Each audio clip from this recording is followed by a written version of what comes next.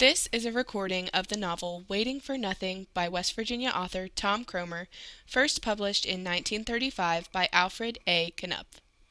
We are Kristen Clark and Autumn Trent, and we have recorded this audiobook as a contribution to an effort to digitally recover the work of Tom Kromer, who was a Huntington, West Virginia native and an alumnus of our school, Marshall University. For Nothing by Tom Kromer, Chapter 1. It is night. I'm walking along this dark street when my foot hits a stick. I reach down and pick it up. I finger it. It is a good stick, a heavy stick. One sock from it would lay a man out. It wouldn't kill him, but it would lay him out. I plan.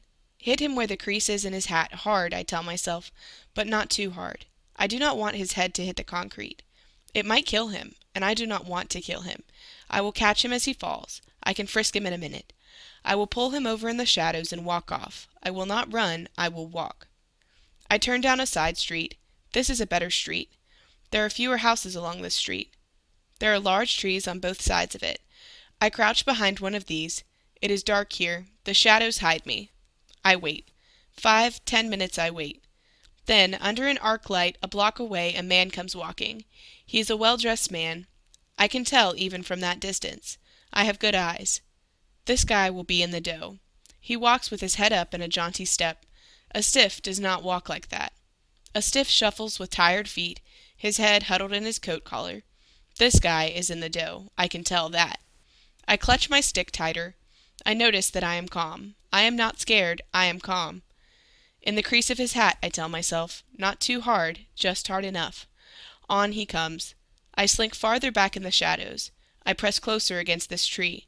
I hear my footsteps thud on the concrete walk. I raise my arm high. I must swing hard. I poise myself. He crosses in front of me. Now is my chance. Bring it down hard, I tell myself, but not too hard.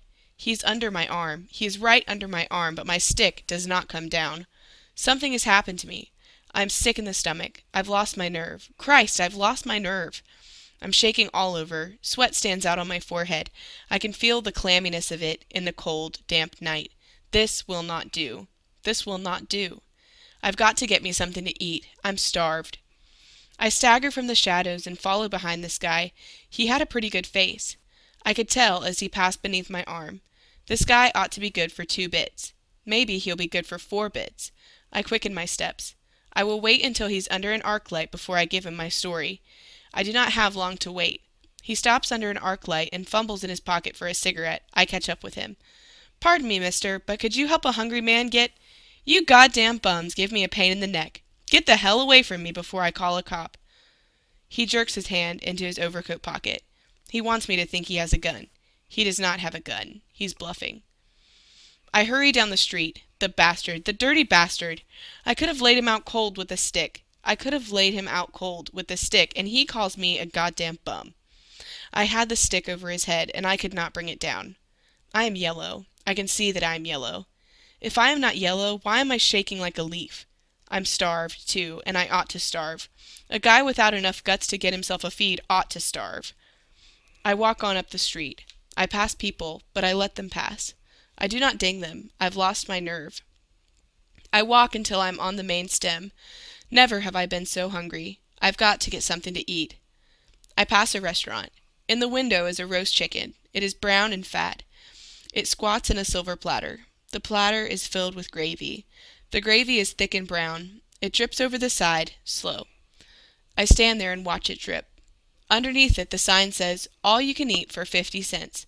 I lick my lips. My mouth waters. I sure would like to sit down with that before me. I look inside. It's a classy joint. I can see waitresses in blue and white uniforms. They hurry back and forth. They carry heavy trays. The dishes stick over the edge of the trays. There are good meals still left in these trays. They'll throw them in the garbage cans. In the center of the floor a water fountain bubbles. It is made of pink marble. The chairs are red leather, bordered in black. The counter is full of men eating. They are eating, and I am hungry. There are long rows of tables. The cloths on them are whiter than white. The glassware sparkles like diamonds on its whiteness. The knives and forks on the table are silver. I can tell that they are pure silver from where I am standing on the street. They shine so bright. I cannot go in there. It is too classy, and besides, there are too many people. They will laugh at my seedy clothes and my shoes without soles. I stare in at this couple that eat by the window. I pull my coat collar up around my neck. A man will look hungrier with his coat collar up around his neck. These people are in the dough. They are in evening clothes. This woman is sporting a satin dress. The blackness of it shimmers and glows in the light that comes from the chandelier that hangs from the dome. Her fingers are covered with diamonds. There are diamond bracelets on her wrists. She is beautiful. Never have I seen a more beautiful woman. Her lips are red.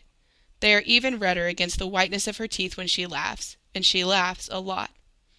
I stare in at the window. Maybe they will know a hungry man when they see him. Maybe this guy will be willing to shell out a couple of nickels to a hungry stiff.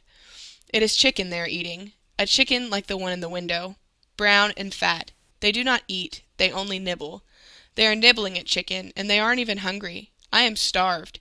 That chicken was meant for a hungry man. I watch them as they cut it into tiny bits. I watch their forks as they carry them to their mouths. The man is facing me. Twice he glances out of the window. I meet his eyes with mine. I wonder if he can tell the eyes of a hungry man. He has never been hungry himself, I can tell that. This one has always nibbled at chicken. I see him speak to the woman. She turns her head and looks at me through the window. I do not look at her. I look at the chicken on the plate. They can see that I am a hungry man. I will stand here until they come out. When they come out, they will maybe slip me a 4-bit piece. A hand slaps down on my shoulder. It's a heavy hand. It spins me around in the tracks. What the hell are you doing here? It is a cop. Me? Nothing, I say. Nothing. Only watching a guy eat chicken. Can a guy watch another guy eat chicken? Wise guy, he says. Well, I know what to do with wise guys. He slaps me across the face with his hand, hard. I fall back against the building. His hands are on the holster by his side. What can I do? Take it is all I can do. He'll plug me if I do anything. Put up your hands, he says. I put up my hands. Where's your gat, he says. I have no gat, I say. I never had a gat in my life. That's what they all say, he says. He pats my pockets. He doesn't find anything. There's a crowd around here now. Everybody wants to see what's going on. They watch him go through my pockets. They think I'm a stick-up guy. A hungry stiff stands and watches a guy eat chicken, and they think he's a stick-up guy. That is a hell of a note. All right, he says. Get down the street before I run you in. If I ever catch you stemming this beat, I will sap the living hell out of you. Beat it. I hurry down the street. I know better than not to hurry. The lousy son of a bitch. I had a feed right in my lap and he makes me beat it. That guy was all right in there. He was a good guy. That guy could see I was a hungry man. He would have fixed me up right when he came out. I pass a small cafe. There are no customers in here. There's only a guy sitting by the cash register. This is my place. I go in and walk up to him. He's a fat guy with a double chin. I can see very well that he hasn't missed many meals in his life. Mister, I say, have you got some kind of work like washing dishes I can do for something to eat? I'm damn near starved. I'll do anything. He looks hard at me. I can see right away that this guy is no good. Tell me, he says, in God's name, why do you stiffs always come in here? You're the 4th guy in the last half hour. I can't even pay my rent. There ain't been a customer in here for half an hour. Go to some of the big joints where they do all the business. Could you maybe give me a cup of coffee, I say? That would hold me over.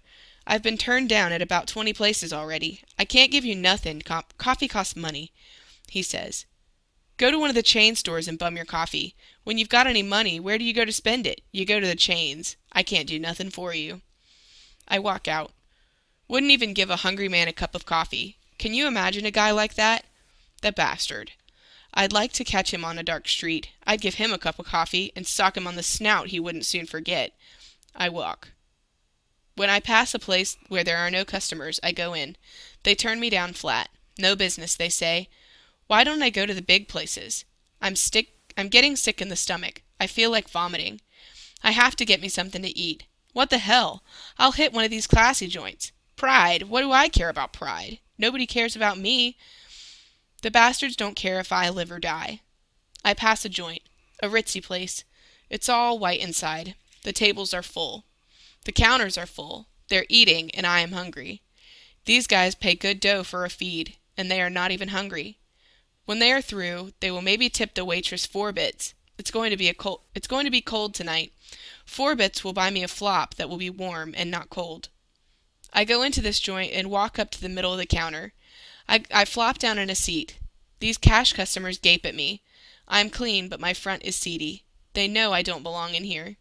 I know I don't belong in here too. But I am hungry. A hungry man belongs where there is food. Let them gape. This waiter sticks the menu out to me. I do not take it. What do I want with a menu?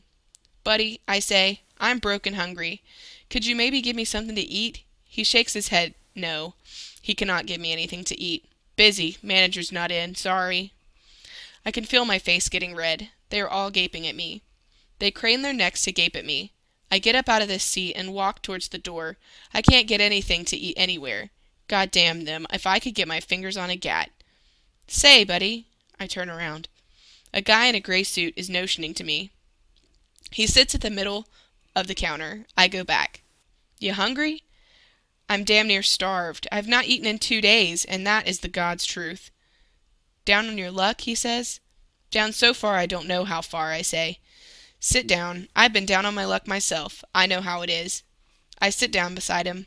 What'll it be, he says. You order it, I say. Anything you say. Order up anything you want. Fill up. A ham sandwich and a cup of coffee, I tell the waiter. He's all smiles now, damn him. He sees where he can make a dime. I bet he owns this joint. He said the manager wasn't in, and I bet he's the manager himself. Give him a beefsteak dinner with everything that goes with it, he says, this guy in the suit. This man is hungry. This is a good guy. He orders my steak dinner in a loud voice so everyone can see how big-hearted he is, but he is a good guy anyway. Any guy is a good guy when he's going to buy me a steak dinner. Let him show off a little bit. He deserves to show off a little bit. I sit here at this counter, and I feel like pinching myself. This is a funny world. 5 minutes ago I was down in the dumps. Here I am now, waiting on a steak dinner in a classy joint. Let them gape. What do I care? Didn't they ever see a hungry man before?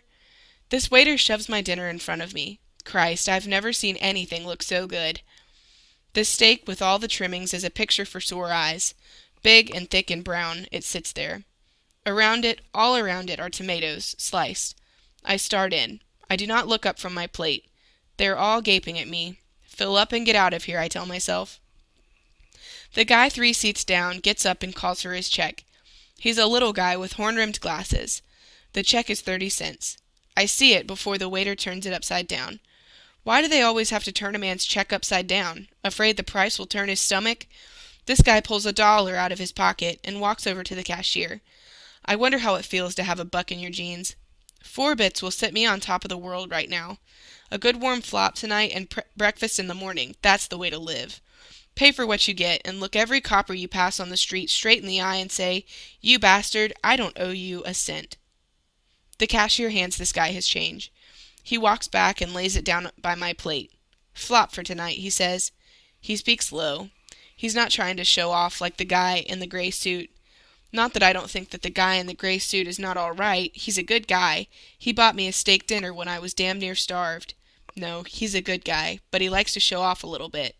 I look at this guy. He is walking out of the door. I do not thank him. He is too far away, and besides, what can I say? I can't believe it. 30 cents, the check said. 30 cents from $1. That makes 70 cents. I have 70 cents. A good warm flop tonight, breakfast in the morning, and enough left over for cigarettes. No fishing around in the gutters for snipes for me. I will have me a package of tailor-made cigarettes. I pick up his change and stick it in my pocket. That guy is a mind reader. I was sitting here wishing I had 4 bits, and before I know it, I got 70 cents. That guy is all right. I bet that guy has had some troubles of his own sometime. I bet he knows how it is to be hungry. I hurry up with my dinner. In here, I'm only a hungry stiff. Outside, with 70 cents in my kick, I'm as good as the next one. Say, I'd like to meet that guy, and I had $1 million. Do you remember the time you give me 70 cents in a restaurant? You don't? Well, you gave me 70 cents in a restaurant one time. I was damn near starved. I was just about ready to bump myself off, and you give me 70 cents. I hand him a roll of bills. It's a big roll of bills. And I walk off. That guy won't have to worry about any more dough. There was plenty in that roll to keep him in the wheat cakes the rest of his life. I finish my pie and get up. "Thank you, Jack," I say to the guy in the gray suit. I certainly appreciate what you done for me. I was damn near starved." "That's all right, buddy," he says. "Glad to help a hungry man." He speaks loud. They can hear him to the other end of the counter. He's a good guy, though. He bought me a steak dinner. I walk outside. I put my hand in my pocket and jingle my money. It feels good to have some money to jingle. I'm not broke or hungry now. I cannot imagine I was broke and hungry a half an hour ago. No park for me tonight. No lousy mission flop. I go down the street and walk through the park. I look at these benches with their iron legs and their wooden slats. To hell with you, I say. I have nothing to do with you. I do not know you. You'll leave no grooves in my back tonight. Tonight I will have me a good warm flop. I will have me a flop that will be warm and not cold. I look at these stiffs sprawled out on the benches. I like to walk to the time of the jingle in my pocket and think how miserable I was last night. It is getting late, and I am tired. I head down the skid road and stop in front of my 4-bit flop. There's no marquee in the front to keep the guests from getting wet. There's no doorman dressed like a major in the Imperial Guards. They do not need these things because all the suites are on the 4th floor. I'm puffing when I get to the top of the rickety stairs. At the landing, a guy squats on a stool in a wire cage. "I want a 4-bit flop," I say. "A 4-bit flop with a clean bed." This guy is hunched over a desk with his belly sticking out of a little green sweater. He rubs his hands together and shows his yellow teeth in a grin. He winks one of his puffy eyes. "For a little extra, just a little extra," he says, "I can give you a nice room. A very nice room. But it is too big a room for one. You'll be lonely. A little company won't go bad, eh? Especially if the company is a very young and pretty girl." He licks his puffy lips. "We have a girl. A new girl. Only tonight she came. Because it is you, and she must learn, only $1 extra, yeah?" I look at him, and I think of the fish-eyed, pot-bellied frogs I used to gig when I was a kid. I imagine myself sticking a sharp gig into his belly and watching him kick and croak. "A 4-bit flop is what I want," I say.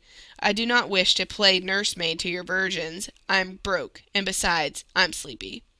"But you should see her," he says. "So tiny, so beautiful. I'll get her. You'll change your mind when you see her." "I don't want to see her," I say. "So high," he says. "Only so high she is, and so beautiful. I will get her. You will see how beautiful she is." He climbs off his stool. "Do I get me a flop, or do I have to bury my foot in your dirty belly?" I say. "Some other time, then," he says.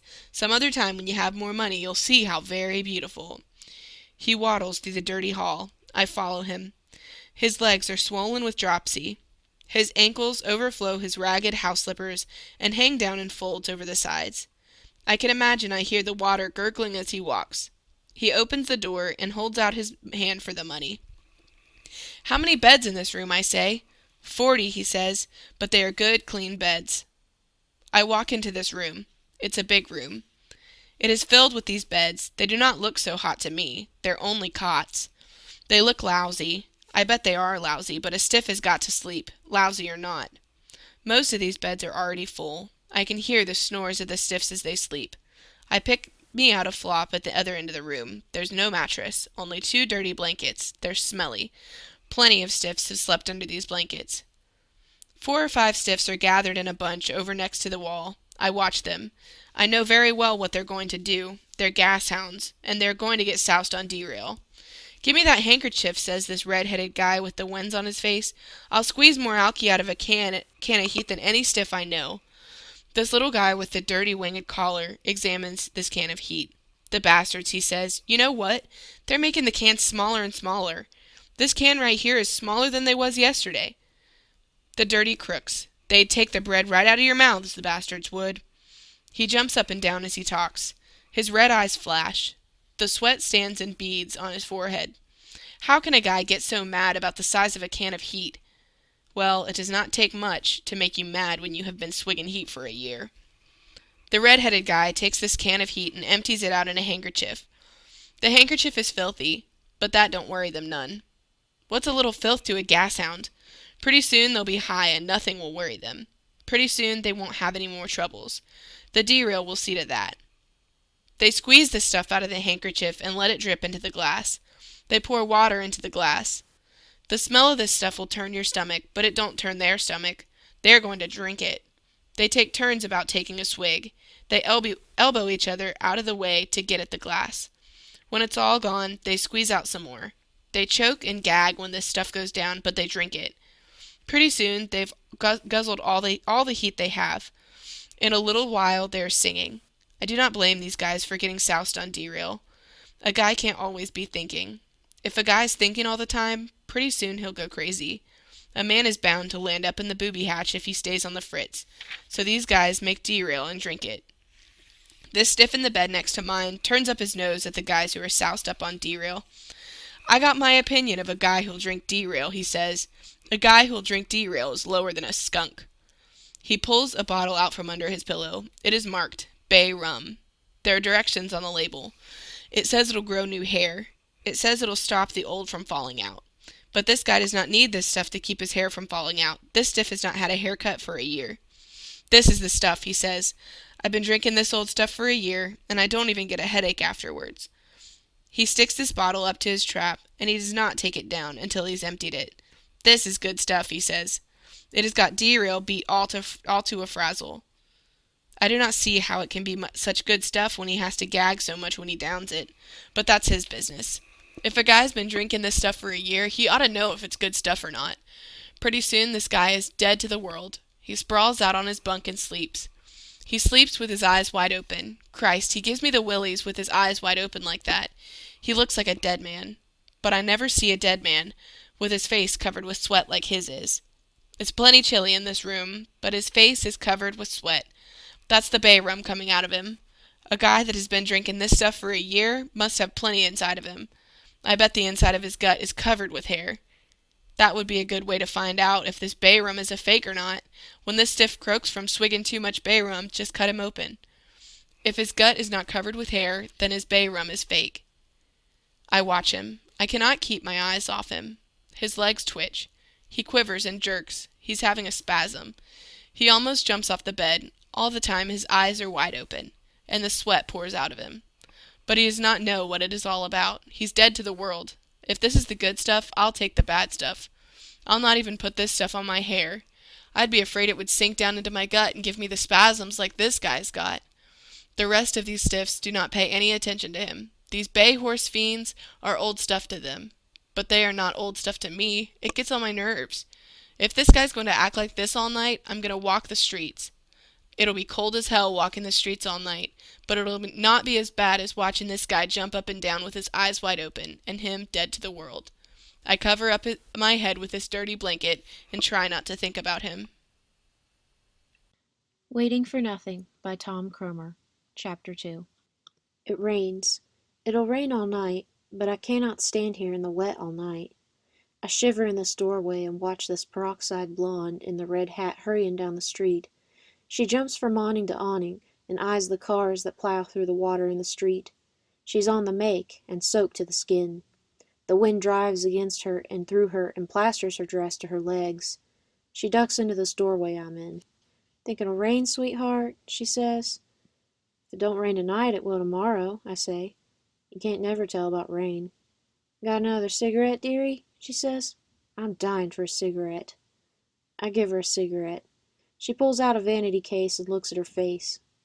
"Holy God," she says. "Look at me. How's a girl going to keep her complexion in weather like this?" "What are you kicking about?" I say. "You're alive, ain't ya? It ain't wet.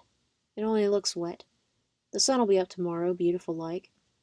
She takes a swipe at her face with her handkerchief. It leaves a streak from her eyes to her chin. The water runs down the streak and drips off her chin in pink drops. She pulls her red hat off her head.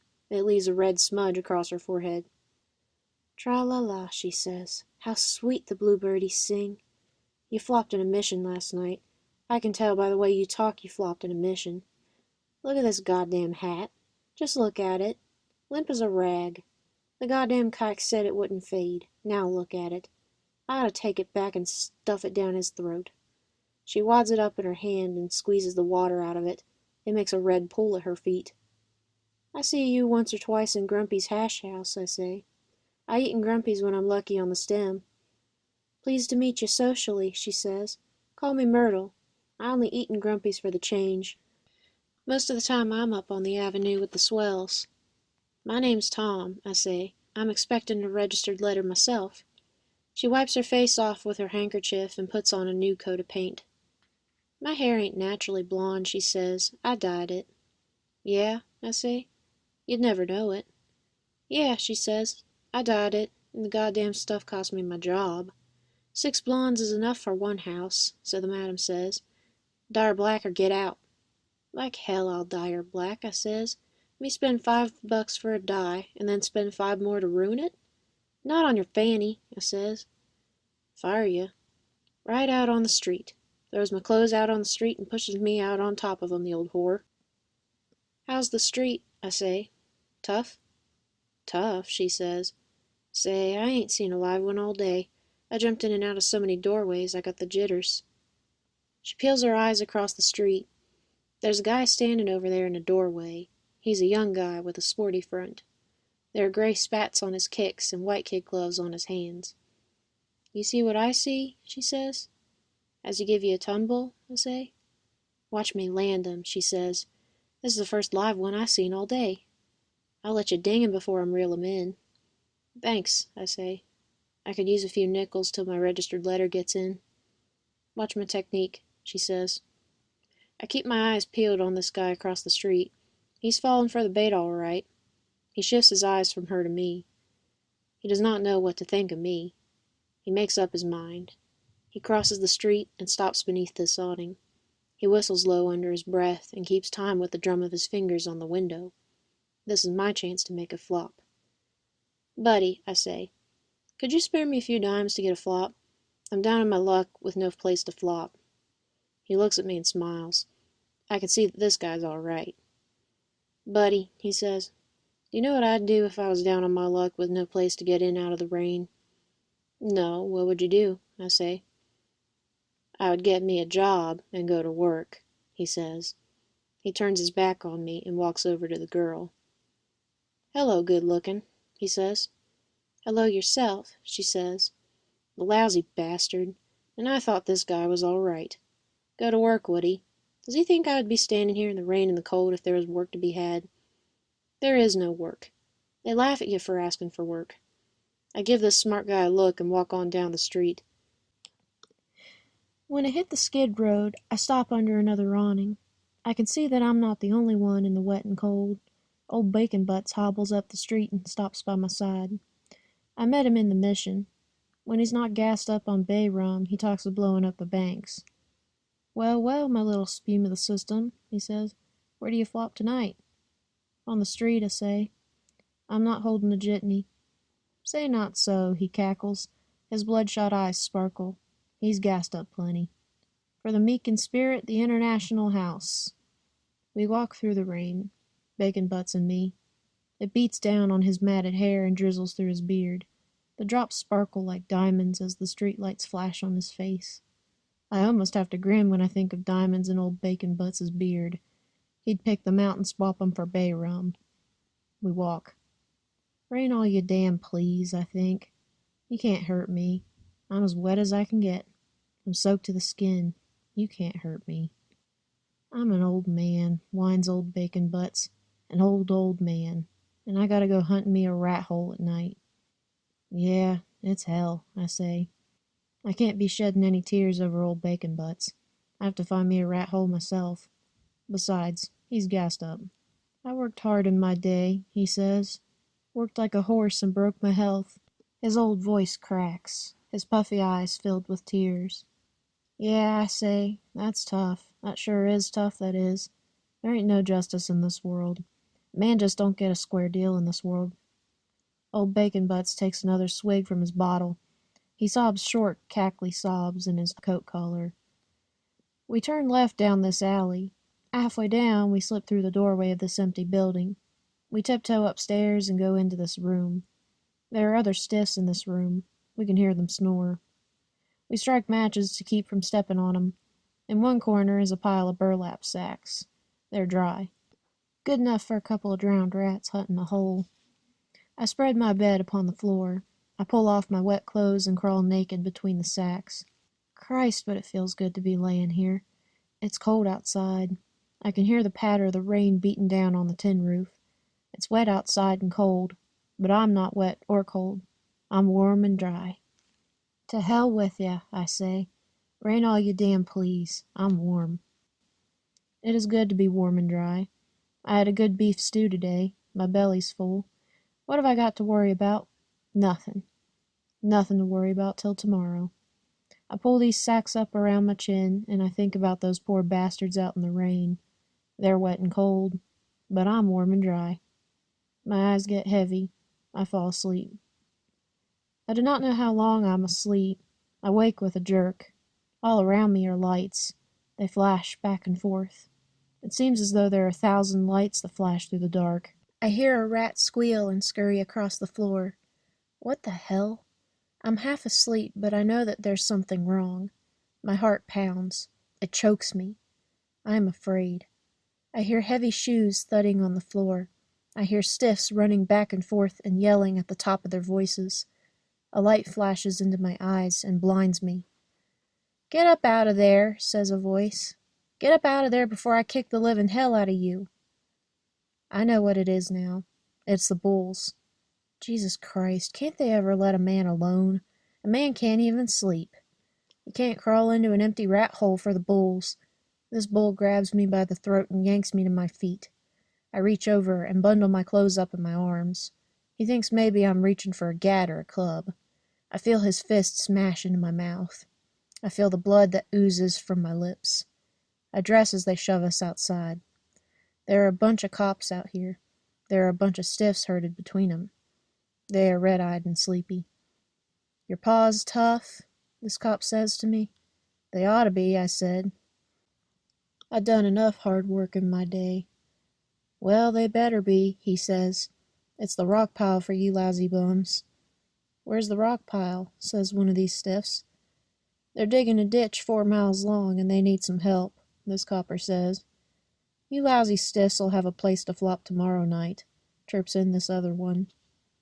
I want to take this bull by his dirty neck and choke him till his tongue hangs out. The bastard's got himself a place to flop. What does he care about us? I don't say anything, though. They'd sap me down proper if I said anything. I'm on to their little tricks. I huddle down as far as I can go in my coat collar, but it does no good. The rain beats down on the sheets. It drizzles through my clothes. Here I am, soggy and miserable. There it was warm and dry. Down the street shrieks a siren. It is the Black Maria come to get us. She pulls up at the curb. They open the door. "Taxi?" says this stiff with the wooden leg. "I didn't call any taxi." "All right, haul in and make it snappy," says this cop. We get in. I'm lucky. I get a seat. They crowd all of us in here like cattle. We are cattle to them. Damn them. Someday they will pay for this. For 10 minutes we gasp in here. We're packed like sardines. "Blow 'em up," yelps old Bacon Butts. He's down on the floor with 2 stiffs using him for a stool. "Blow the bastards up. Ram a stick of dynamite up their fannies. 1 stick for every copper. Give me a good dark box car. Give me a good sharp knife and a copper to use it on. So, you bastard, you'll throw me into a lousy patrol wagon, will ya? Take that and that. Give me a dark box car and a good sharp knife, and I'll pull their yellow guts out with my bare hands." The stiff crams his hat into old Bacon Butts' mouth. It'll not do for the coppers to hear a stiff talking like this. It doesn't matter to a copper if he's gassed up or not. We pull to a stop. We pile out in front of the precinct jail and hurry inside to get out of the rain. More bulls meet us at the door and start frisking us. "Got a gat?" this cop snaps at the guy with the scarred face.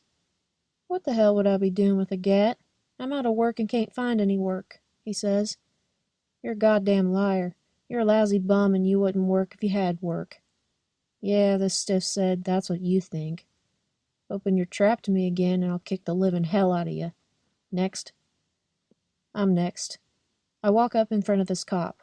I hold out my arms from my sides. I know how to do it. I've been frisked more times than I got fingers and toes. "An old-timer, eh?" he says. "How many times you been here before?" "None," I say. "Got a gat?" "No, sir." The dumb bastard. If I'm holding a gat, does he think I'll tell him? He goes through my pockets. Got a razor? I got a safety razor. Well, that's a razor, ain't it? I asked you, did you have a razor? I didn't ask you for any of your lip. Yes, sir, I say. The bastard. Got any money? I got a 10-cent piece. You dirty bums never have any money. You'll never have any money. You're no damn good, the whole bunch of you. Next. I go over to the guy at the desk. What name did you give the last time? He says. No name, I say. There wasn't any last time. All right, Jesse James, what's the handle this time? Thomas Kromer, I say. Does this smart bastard think I'll make up a name? What do I care who knows if I'm in this lousy can? The tight sons of bitches wouldn't give me a drink of water if my tongue was hanging out. My home is in Huntington, West Virginia, I say. I know all these questions. I want to get it over with. I'm sleepy. A guy can't even catch a chance to sleep. Who in the hell asked you where your home was? He says. Your home is wherever you can find some rotten swill to stuff in your bellies. Sorry, I say. Occupation, he says. Anything that pops in your head? Songwriter, sky pilot, anything? Mechanic, I say. Age? 26. Will this bastard never be finished with his questions? He'll be 6 months older when you get out. Next. Cop shoves me into a big room. It is lined on all sides with cells. It'll turn your stomach with the stench of unflushed commodes. The turnkey unlocks the door of these holes and shoves me in. He locks it and goes back after another stiff. I look around. There are 2 bunks on the wall, one on top of the other. A drunk is sprawled out in each of them. They have vomited all over the floor. I wonder where in the hell do they expect a guy to sleep? It is 2 o'clock in the morning. Do they think I'm going to stand on my feet all night? If they do, they're crazy. The bastards. What do they care if I have to stand on my feet all night? I hammer on this steel door with my hands. I have to pound a long time before anyone comes to the door. What do you want in there? It is the turnkey. Where's a guy going to sleep in here? There's drunks in both bunks, and the floor looks like a privy. Sleep on your head, lily fingers, he says, or on your pink teddies. I ain't slept in 2 nights, and I gotta get me some sleep, I say. What the hell do I care where you sleep, he says. You pound on that door again, and I'll come in there and sap you down. He goes away. A young punk with fuzz on his face sticks his nose through the bars of the cell across the hall. What you in for, he says. Vag, I say. I slept in an empty building to get in out of the rain, and they sent me up for vag. Vag, he says. Hell, you ain't growed up yet. You know what I'm in here for? No, what are you in here for? A hold-up, that's what I'm in here for, he says. A hold-up. This is a smart punk. He's not dry behind the ears yet. He's stuck up on himself because he's got caught pulling a stick up. I let him gas through the bars. I do not pay any attention to him. This guy in the next cell sticks his nose out.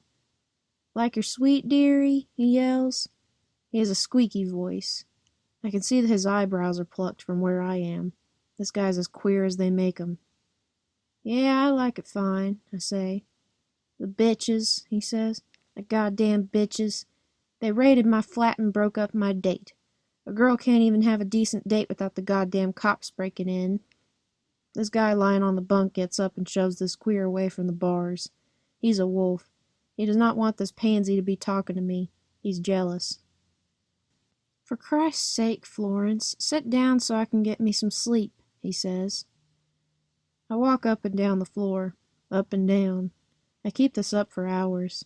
I can't stand it any longer. I sit down in a corner and put my head in my hands. I'm all in. Before I know it, I'm dead to the world. I do not wake until morning. Water, moans the drunk in the top bunk. For God's sake, won't someone give me some water? Nobody pays any attention to him. The drunk in the bottom bunk gets to his feet. I start to crawl in his bunk. I've got to get me some sleep. He clenches up his fists and starts towards me. I could kill him, but I get back in my corner. No use to have any trouble with a drunk. You're a bastard, he says. Ain't you a bastard? You're a lousy bum. You're all lousy bums. The bastards won't keep me in here. I got dough. I'll show 'em. The bastards won't keep me in here. Take my money away from me, will they? He leans over to me. I'm too smart for these cops. I put most of my money in my shoe. He takes off his shoe and reaches down to the toe. He pulls out a wad of bills. So they think they can outsmart me, do they? I'm drunk, but I ain't nobody's fool. He waves his dough around in the air. I see one of the bills drop to the floor. I put my foot on it. I figure it's mine by rights if having my foot on it. He crawls back in his bunk and goes to sleep. I put this fin down in the toe of my shoe and sit back in my corner. I wait for breakfast. Well, that's a good joke. For 2 hours I squat in this corner before the turnkey opens the door. "Where's my breakfast?" I say. "Breakfast? Hell," he says. "There ain't no breakfast. It's the court for you bums." They load us in the Black Maria and take us to court. We pull in at the back door. They hand us a ham sandwich. We eat it and march to the courtroom in the prisoner's box. There are 30 of us stiffs here. There will have to be 2 trials. The prisoner's box is not big enough to hold us all. You won't read a better joke than this in a book. Don't they know a stiff has got to sleep? A guy with a bald head and a black bow tie starts reading a paper. He's telling us what we're charged with. He mumbles something about no visible means of support. He mumbles something about vagrancy. What this guy means is, we slept in an empty building to get in and out of the rain. He don't say that, though. He says we have no visible means of support. Does he think I would sleep in that lousy building if I was holding anything? We don't understand all this guy mumbles. We don't listen very close. We're too sleepy. He stops reading. The judge looks up. He has a hard face. Well, hard face or not, what can he do to a guy for sleeping? A guy's gotta sleep. "What have you got to say for yourself?" the judge asked the first guy. "I'm out of work. Last night it was raining, and I didn't have any place to sleep. Next. "I've been sick. I was afraid of getting wet, so Next. "I'm out of work and Next." These guys don't get a chance to say anything. They no more than get started than he goes to the next guy. He's kangarooing them. They haven't got a chance. I'm down near the end of the box. I make up my mind to make a hit. I have a good education. Let me see. I'll plead guilty with mitigating circumstances. That sounds all right. This judge will see that I'm no ordinary stiff. "Your Honor," I will say very polite, "I am guilty with mitigating circumstances." The rest of these stiffs will perk up their ears when they hear this. They will not know what mitigating circumstances are, but the judge will know. "Explain the mitigating circumstances," he will say. "Your Honor, as you know very well, the nation is faced with a worldwide crisis in unemployment. There are 3 things which are prime requisites of every civilized man, and even savage. These things are food, clothing, and shelter. We are confronted with the necessity of crime or beggary. It is inevitable, Your Honor, one choice or the other must be made. Rather than degrade ourselves with stealing, we are compelled to beg for the mite we eat. But we must sleep. Somewhere, Your Honor, we must sleep. In good weather we sleep in the parks, but yesterday it rained. The parks were soaked. This building was empty. We did not break in. It was empty. We had no alternative. We must sleep. We cannot sleep in the rain." This will give the judge a rough idea. The trouble with these stiffs is they haven't got the guts to speak up. They're scared to death of this judge. Hell, this judge is no better than any other stiff to me. I will stand up for my rights. I will plead guilty with mitigating circumstances. I bet his ears will perk up when he hears a stiff pleading guilty with mitigating circumstances. He comes down on the line. I go over my spiel in my head. I will be polite, but I will show this guy I am just as good as the next one. He gets to me. "What have you got to say for yourself?" he says. "Your Honor," I say, "I am guilty with... That's all I want to know. Next." He don't give me a chance to say anything. I will not stand for this. I don't have to stand for this. Can you imagine a guy like this? They call this a free country, and this guy don't give me a chance to say anything. Maybe they can pull this on some of these stiffs with no education, but they can't pull it on me. I have got a good education. I've had good jobs in my time. I had privileges then, and I got privileges now. I stand up on my feet. Everybody looks at me. This judge gets red in the face. He yells for me to sit down. I do not sit down. All the coppers yell at me to sit down. Everybody is craning their necks to see what is going on. A big fat woman with a red dress and a pocked face stands up in her seat and thrashes her hands in the air. "Sock the old judge and the beezer," she yells at me. "Take a poke at the Cossacks." Cop plops her down in her seat. Another cop pulls out a blackjack and starts over to me. What the hell can I do against a cop with a blackjack? He'd sat me down proper, and all the rest of these cops would help him. A stiff hasn't got a chance. They know a stiff hasn't got a chance. I sit down. This judge stands up. He's burned up, and his face is flaming red. 60 days or $100. Take him away. Waiting for Nothing by Tom Kromer. Chapter 3. I sit down at the table in this mission. They shove this stew before us. It is awful. It smells bad. The room is full of the stench of this rotten stew. What am I going to do? What can I do? I am a hungry man. Food is food to a hungry man, whether it is rotten or not. I've got to eat. I take up a spoonful of this stuff and gag. As hungry as I am, I can't down this swill. This slop is not fit for hogs. I push it away and pick up the bread. This bread is hard and stale, but it hits the spot. Who am I to say it is no good? I've got to eat.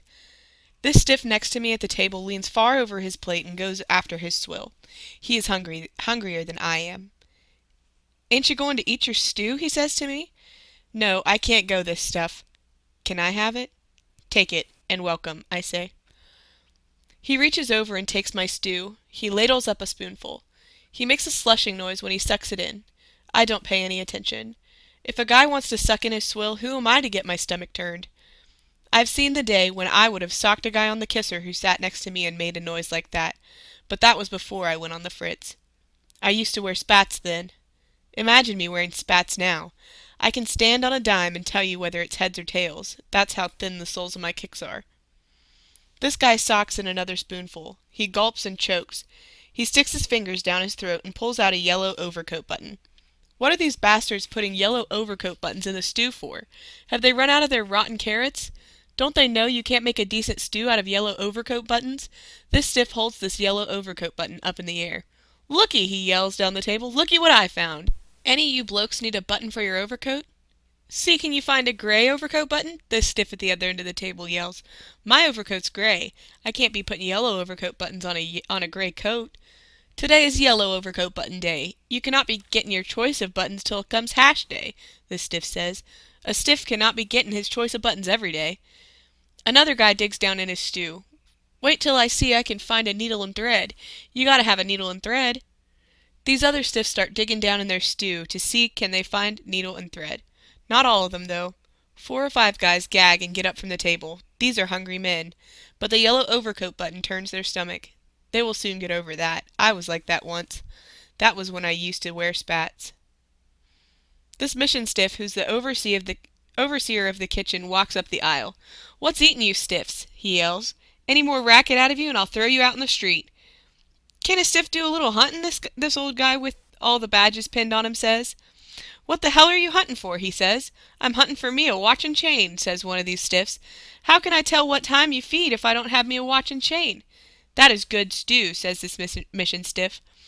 "I watched them make this stew myself." "She ain't such a good stew," says this old man with the badges. "I can't find me an overcoat. She's purty frosty out." I sure would like to find me an overcoat. He digs down in his stew. These other stiffs all start to laugh. This mission stiff is getting his dander up. "What the hell are you talking about?" he says. "Get out of here before I call a cop."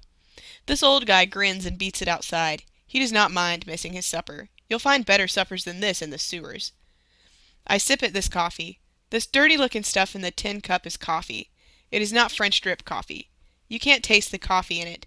You can taste the saltpeter in it, though. It is lousy with the taste of saltpeter. They douse it with this stuff to help you be a good Christian. That's thoughtful of them. I finish this stuff and go out in the chapel. You get no flop in this mission unless you listen to the sermon. For 7 nights a week, I have to listen to a sermon. They're long sermons. Sermons that last for 3 hours. This chapel is a big room. It is filled with stiffs waiting for their flop. Around the walls are religious pictures in fancy colors. It's warm in here. It is damp and chilly in the parks, but it is warm in here. They have a woman preacher tonight. She stands in the pulpit and waves her arms and jumps up and down.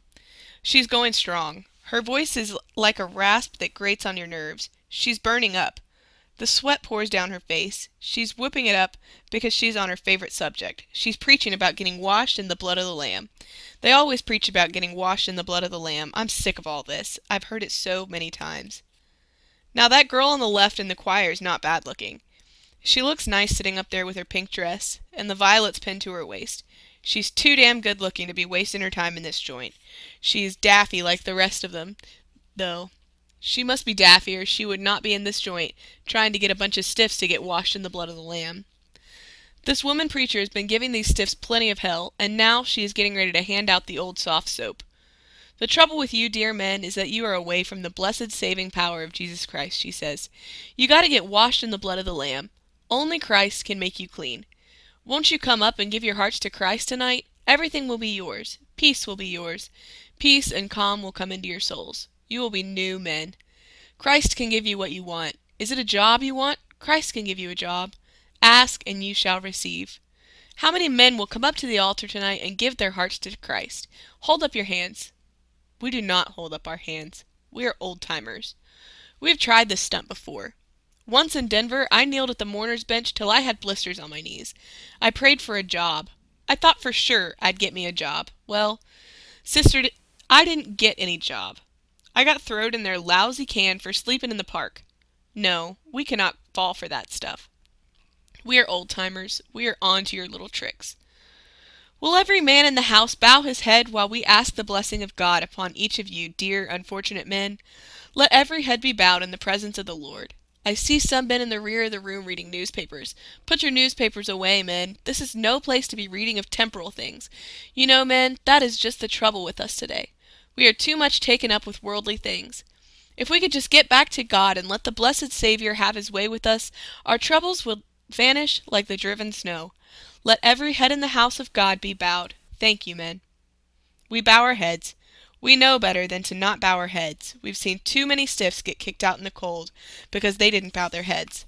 We're sick of this drivel this dame is handing out. But it is warm in here. It is cold outside. Now, men, while every head is bowed and every heart is lifted, how many of you men would like to have us pray for you?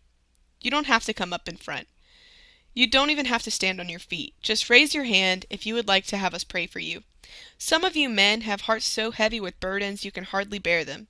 Many of you dear souls are standing on the brink of despair, and some even on the brink of eternity.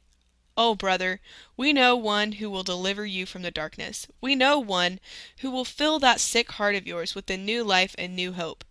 Raise your hands so we'll know who to pray for. God hears and answers prayers. It's the same old stuff. I can see that it's the same old stuff. She's leading them up slow. This is the only first step. Some of these stiffs who are new to this are going to find themselves kneeling up there at the mourner's bench and wondering how they got up there. Raise your hands, men, she says. Just raise your hands. You don't have to come up in front. 15 or 20 raise their hands. They want to be prayed for. I raise my hand.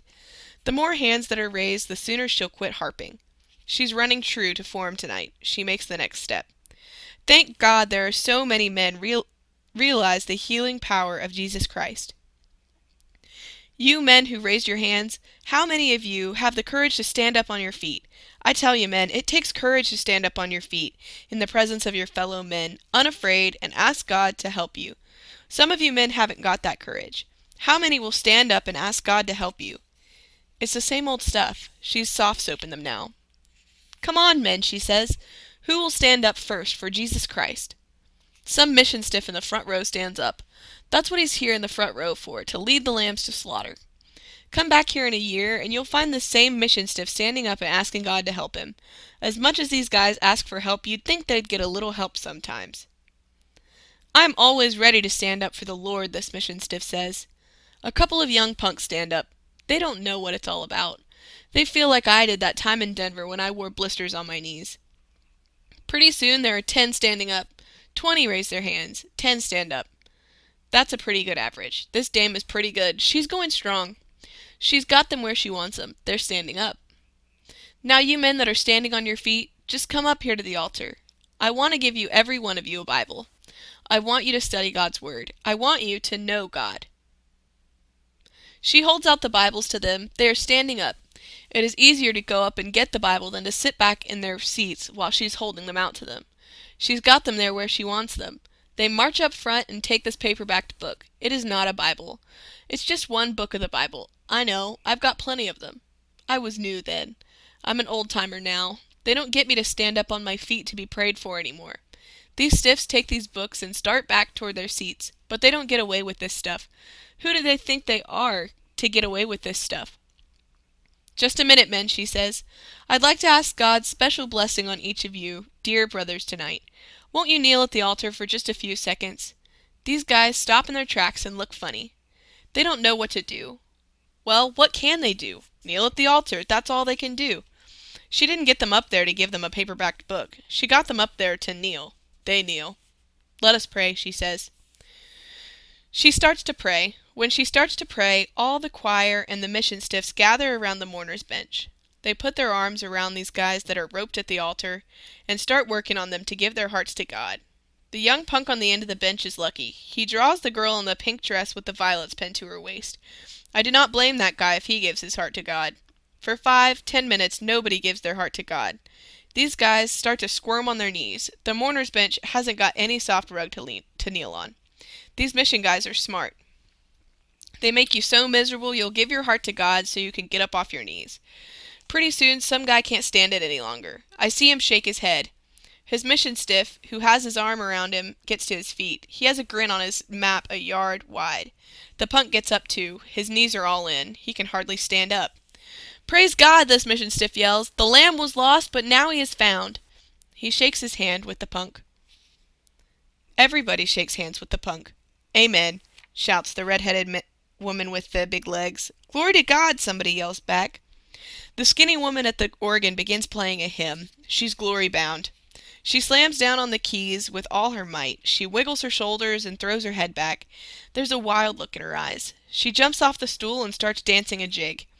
She keeps time with the clapping of her hands. Everyone else starts clapping their hands. This woman preacher watches this organ player dance and keeps time by pounding her foot on the floor. Christ, but she's happy. She's got these guys where she wants them. She raises her hand in the air. What did all the people say? She yells at the choir and the mission stiffs. All the people said amen, they yelled back. One by one, the rest of these stiffs that are roped at the mourner's bench get to their feet. It's hell on your knees to stay there for half an hour. Brother, do you give your heart to God? Shouts this woman preacher to the stiff with the purple birthmark on his face. He shakes his head yes, he gives his heart to God. Though your sins be as scarlet, he can make them white as snow, she yells. She clasps her hands together. She's got these stiffs where she wants them. Praise God! Washed in the blood, yells one of these mission stiffs. God will take care of you. Whatever you need, God will give it to you. I need a shave, pipes up this stiff in the third row. Am I next? This mission stiff sputters. This woman preacher does not sputter. She walks to the edge of the pulpit and points her finger at this stiff. Brother, she says, the devil has got you. The devil is living in your soul. We want nothing to do with the devil here. Beat it. This guy grins and goes out. It will be a park bench for him. It don't pay to talk back to a mission stiff. Praise God, men, she says. The devil is now out of this house. The house of the Lord is no place for Satan. All evening I have felt his presence here. I tell you, men, when you get close to Jesus Christ, when you have touched the hem of his garment, you can feel the devil when he is in the same room with you. You can look into people's eyes and see him. I can see him in some of your eyes now. Oh, sinners, won't you run him out and come up to the mourner's bench? Nobody runs the devil out. All these guys that went up to the mourner's bench line up and march upstairs. They do not sleep with us sinners. They have been washed in the blood. They sleep in the convert's room. There are clean sheets on the bed of the convert's room. They are not lousy. A stiff who wears blisters on his knees at the mourner's bench deserves a good clean flop. This woman preacher wipes the sweat off her face and sits down. She has had a hard night's work. A mission stiff in the purple suit and a pair of red suspenders takes her place in the pulpit. It is time to testify. After the preaching, it's time to testify. How many of you men would like to stand up and tell what God has done for you, yells this mission stiff. These stiffs are in this joint because they have no place to get in out of the cold, and this bastard asks them to stand up and tell them what God has done for them. I can tell him what God has done for them. He hasn't done a damn thing for them. I don't, though. It is warm in here. It is cold outside. Another mission stiff gets up. You can always depend on a mission stiff telling what God has done for him. For 20 years I was a dope fiend. For Christ's sake, won't someone knock this hophead back in his seat? Every night I have to listen to this guy. Every night he adds a little bit extra. But then maybe you can't blame this crazy slop swiller. Every guy likes to shine a little bit. Testifying is the only chance he has. Maybe you can't blame this guy for getting up and saying for 20 years he was a dope fiend. When he gets up, he's good for half an hour. He knows he's fixed for half an hour. You can't make a guy sit down when he's telling what Jesus Christ has done for him. I just couldn't get along without my shot of snow, he says. I couldn't sleep, and I couldn't work or eat. Brethren, the devil had such a hold on me that I wished I was dead. One rainy night I was crouched all alone in my room. I was just a-twitching all over. I was out of dope. I just felt as though if I didn't get me some dope, I would go daffy. Satan, I said, by just the grace of God, I'm going to lick you. I pulled out my old dust-covered Bible that had been laying there in the desk since my angel mother passed over to her reward. I made myself sit down at the table and read it. I read for an hour before I closed the good book up. Now then, Satan, I says, you and me are going to fight it out. Well, sir, we wrestled there all night, me and Satan. First he would be on top, then me. Along about morning, when the sky was getting gray in the east and Satan just about had me licked, I looked out of the window, brethren, and what I'm telling you is God's truth. There, looking into the window, was the face of Jesus Christ, just as plain as that picture of him on the wall. I see him look into my eyes, pitying-like, and I saw his lips move. Satan, he says, this child is no child of yours. This is my child. Son, your sins are forgiven. Come into my service. Well, sir, from that day on, I have never touched a pinch of dope. Praise God. Blessed be the name of the Lord. He sits down. No one gets up. Even the mission stiffs are too fagged out to tell what God has done for them. We stand up. This woman preacher says the benediction. We march upstairs to the 3rd floor. Most of the stiffs pull off their clothes and crawl into these dirty blankets. Some of them go in to wash. I go in to wash myself. I notice this guy in the gray suit. He's a middle-aged guy. He's not been on the fritz long, I can tell. Up and down, back and forth he walks. He's plenty nervous about something. He does not pay any attention to the rest of these stiffs. He walks from one end of the room to the other. His eyes are glued to the floor. I know what he's thinking. I've walked like that myself, up and down through the night. She's a tough life, buddy, I say. He does not look up. He does not answer. A nice, friendly guy. She will all come out in the wash, I say. Yeah, he says, she'll all come out in the wash. He walks into one of these toilets and closes the door. I go on with my washing. I do not think any more about this guy. All at once, a roar comes out of that toilet. Smoke curls up over the door. I know what has caused that roar. A gun caused that roar. That damn fool has shot himself, that is plain. I run over to the door and try to open it. It's locked from the inside. The stiffs are pouring into his toilet now. They've heard the shot. I get down on my knees and look through the crack in the door. What do you see? Some stiff says. Plenty, I say. I'm sick in the stomach when I get up. I've seen all I want to see. This guy is sprawled out on the floor with a hole in his head. It's a jagged hole. There's a pool of blood on the floor. His arm is folded up under his head.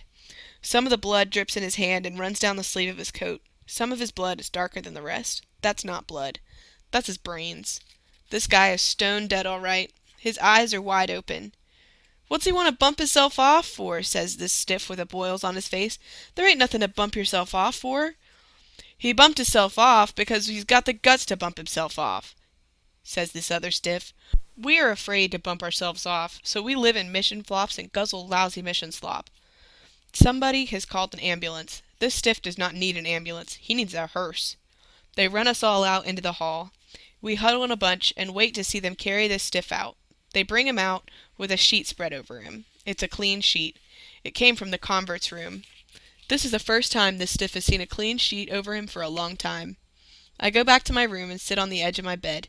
It's cold sitting here, but I do not mind the cold. I'm thinking about bumping myself off. Why not? It don't hurt. I bet that guy never knew what hit him. Just a jagged hole and a pool of blood mixed with black, and it is all over.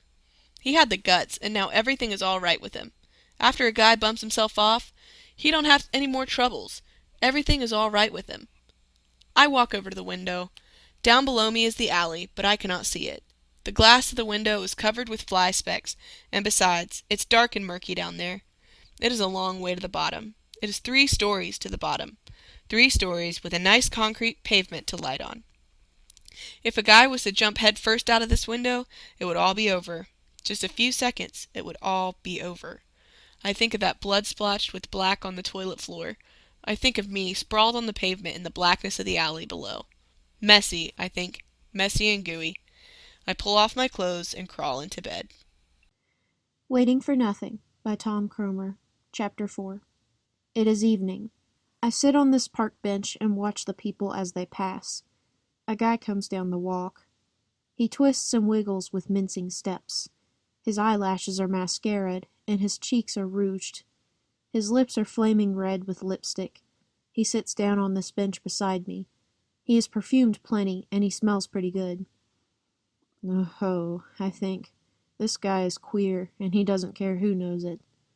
He pulls out a gold cigarette case and puts a cigarette between his lips. I notice that the lipstick dyes the end of it red. He reaches in his pocket and fumbles for a match. He knows he hasn't got a match. I know he hasn't got a match. We're playing a game. Got a match, dearie? He says. Sure. I give him a match. Care for a smoke? I take a cigarette. It is a high-class cigarette. You'll not find any like it lying over the curbs. It has a cork tip. It's certainly nice in the park this evening, he says. He purses his lips and hums like a bird. Nicer than last night, I say. I slept on this bench last night. This fairy already knows I'm on the fritz, but this will make sure he knows it. Awful cold? Cold as hell. No covers? Newspapers. Newspapers are warm, but the cold comes up through the cracks in the bench. That is awful, he says. Yeah, it sure is tough, I say. How do you eat? He knows how I eat, but we're playing a game. I eat wherever I can, I say. Sometimes I get a handout from a house, sometimes a cup of coffee from a restaurant. You poor dear, he says. It must be terrible to live like that. What can a guy do, I say. A guy's gotta live. Why, I should think you would be skin and bones, he says. He lays his hand across my leg. I must not jerk my leg away. He's feeling me out. If I jerk my leg away, he'll see that he's not going to make me. This queer will not put out for a meal until he sees that I'm a good risk. I leave my knee where it is. These pansies give me the willies, but I've got to get myself a feed. I've not had a decent feed for a week. I'm not so skinny, I say. This guy motions around the park. Everyone seems to have a girl, he says. You have to have dough to get a girl, I say. Girls are expensive. If you haven't gotten any dough, you haven't got any girl. Did you ever have a girl, he says. Sure, I had a girl, I say. But I lost my dough, so I lost my girl. A good-looking fellow like you ought to get a girl without any money, he says. He pinches my leg. I feel the goose pimples on my leg and the shivers on my back. A pansy like this, with his plucked eyebrows and his rouged lips, is like a snake to me. I am afraid of him. Why I am afraid of this fruit with his spindly legs and his flat chest, I do not know. Not so you can notice it, I say. Girls want the dough. Well, sometimes two fellows can have a pretty good time together, he says. Did you ever go out with any fellows? I never did, I say. I'm lying, but if this queer wants a virgin, that's what he gets. I bet you and I could have a wonderful time together, he says. When two people get to know each other real well, they can find they have just a lot in common. That's right, I say. What are you doing tonight, he says. Not a thing, I say. How would you like to go to a good show tonight? I'd like that fine, but hell, I look down at my seedy clothes and my shoes without soles. I can fix you up with clothes, he says. I have a friend about your size. I'll get some from him. That'll be fine, I say. And a bath, he says. You'll feel better after a good, warm bath. I have a bath in mauve tile in my apartment. You'll feel better after a good, warm bath. His eyes sparkle when he mentions the bath. He licks his lips. I notice that he smears the lipstick when he licks his lips.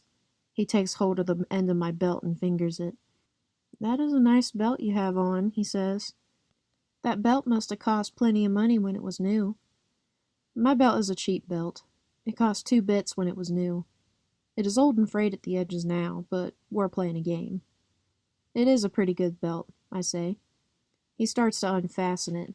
There are people here. They'll see him. I pull away. He notices that I pull away, and he lets go of my belt. Can you meet me here tonight at 8 o'clock? He says. Sure, I'll meet you here, I say. He pulls 4 bits out of his pocket. He's decided I am a good risk. This is for your dinner, he says. Thanks, I say. You're all right. He pulls out a mirror and straightens the lipstick on his lips. Gracious me, he says. I am a total wreck. He gets up. Well, dearie, don't forget. Toodaloo until tonight. He wiggles down the walk. I am a lucky stiff running into this queer. For every queer, there's 100 stiffs to make him. It is 7 o'clock. I have an hour to wait. I walk over to this hash house across the street and order me a beef stew. This joint smells like a slop jar, but the grub is cheap and hits the spot. Did you make her? This skinny stiff next to me at the counter says. Make who? I say. Mrs. Carter, he says. I see you talking to her in the park. So her name is Mrs. Carter? I say. Sure, I made her for 4 bits. I got a date for tonight. You better fill it. She's in the dough. Lousy with it. Any strings on her? Not now. She was living with a stiff she picked up off the street, but Geraldine, that big red-headed guy with the scarred face, took him away from her. How did Mrs. Carter like that? I say. Mrs. Carter says that Geraldine is a 2-timing bitch. She says that if Geraldine didn't look so much like a wolf, she'd pull her hair out by the roots. Will she treat a guy right? I say. She'll treat a guy swell, he says, if she likes him. You're a lucky stiff making Mrs. Carter. There are plenty of stiffs in this town who'd give their eye teeth to make Mrs. Carter. Where does she hang out? She lives up on the avenue with the swells. The joint she lives in is lousy with queers, and what is more, they're lousy with Jack. Mrs. Carter rooms with the cashier of a bank. He queer too, I say. Sure, she's queer, he says. But you'll not have a chance with her. Mrs. Carter would cut your throat if you tried to pull the wool over her eyes. She's a tough customer. She says she'll scratch Geraldine's eyes out, does she get the chance. My advice is to stick with Mrs. Carter. I finish my beef stew and go back to the park. There are more people here now. The benches are full. They loll on the grass. It is dark. Every other guy is a queer. The other guy is trying to make her. They twist down the walk. They oogle the guys that pass as they sit on the benches. They wink at the prospects. An old guy sits on the bench across from me. He's as queer as they make 'em. He keeps oogling at me. I do not pay him any attention. He purses up his lips. He clucks through his teeth like an old hen. Missus, I think, you are wasting your time. I'm waiting for my meal ticket. I'm waiting for Mrs. Carter. Mrs. Carter rooms with the cashier of a bank, and what is more, she's lousy with Jack herself. I cannot be bothered with an old queer who clucks through his teeth like a hen. It is a good thing I'm not flirting with this old guy, for I spot Mrs. Carter frisking down the walk. The stiffs are winking as she passes. They whistle low. They cannot whistle loud. The coppers will hear 'em. The coppers will let you whistle low, but not loud. She does not pay them any attention. She breezes straight up to the bench where I am sitting. Right on the dot, dearie, she croons. You're glad rags are waiting in the apartment. I get up. The rest of these stiffs scowl at me. They are jealous. We walk down the street. We're going to this fairy's room.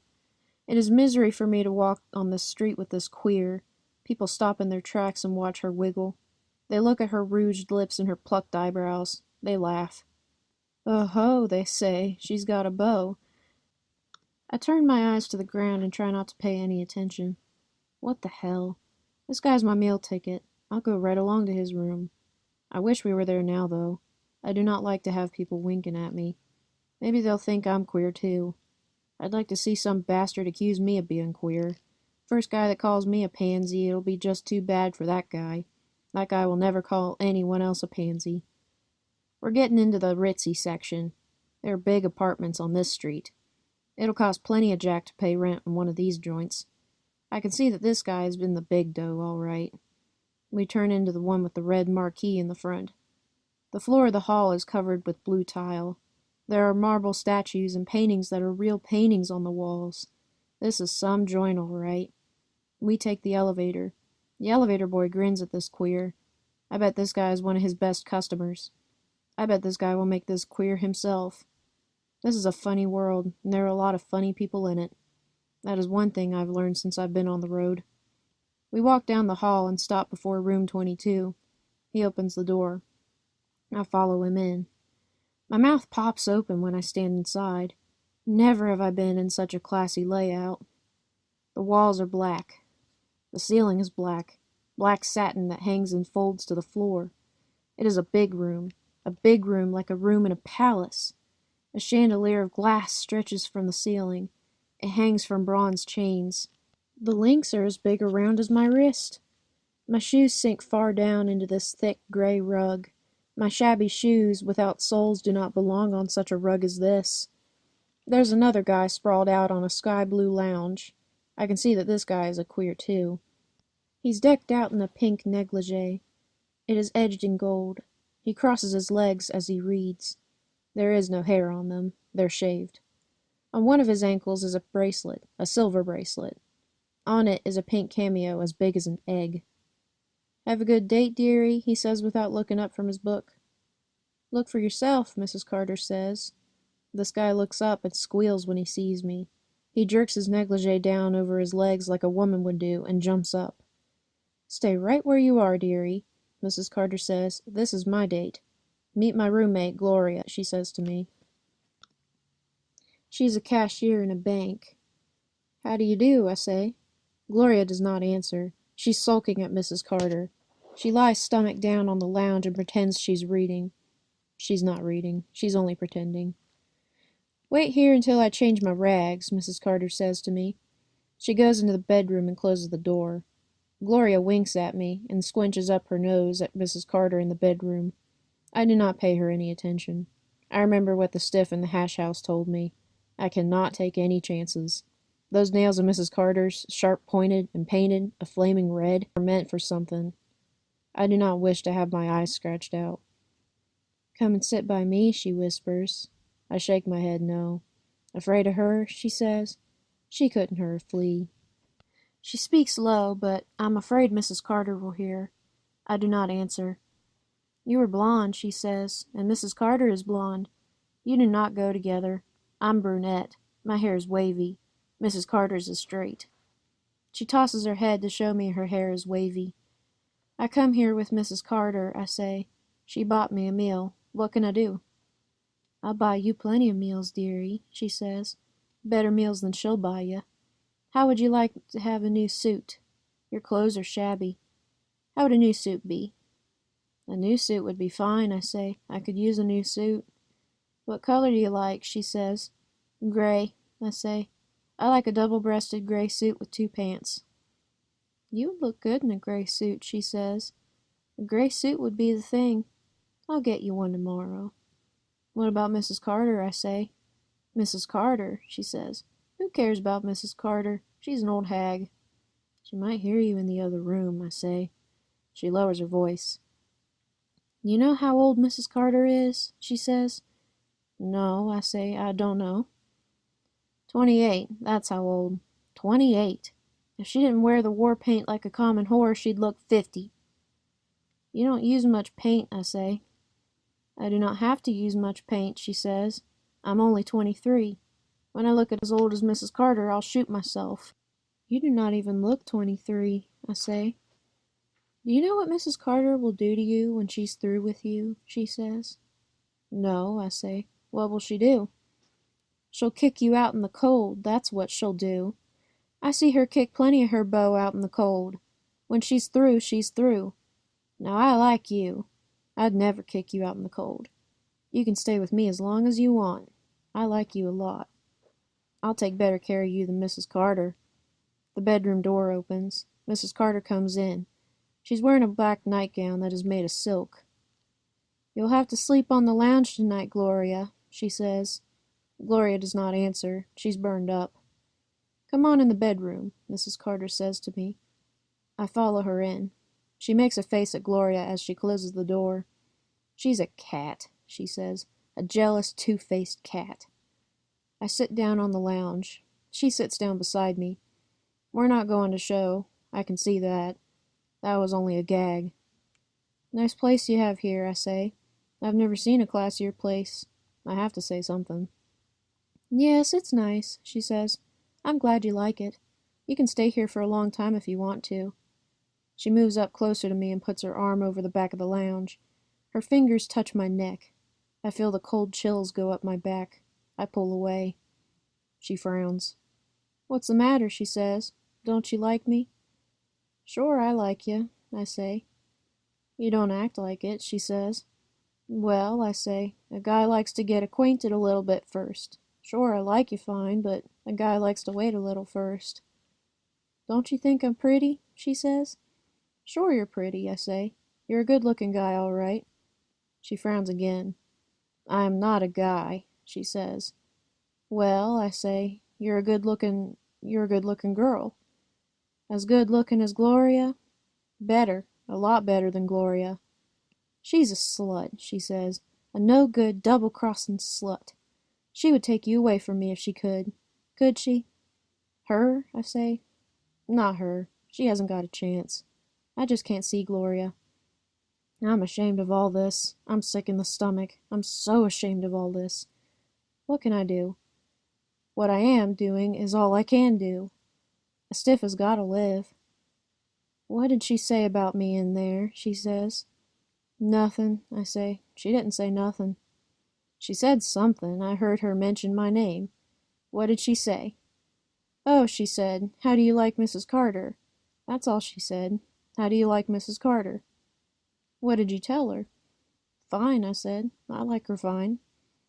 Did you just say that, or did you mean it? I meant it. Sure, I meant it. Were you ever in love with anyone? Did you ever have a girl? Sure, I was in love. Sure, I had a girl. I told you in the park I used to have a girl. But I haven't met any girl now. I haven't got any dough. No dough, no girl.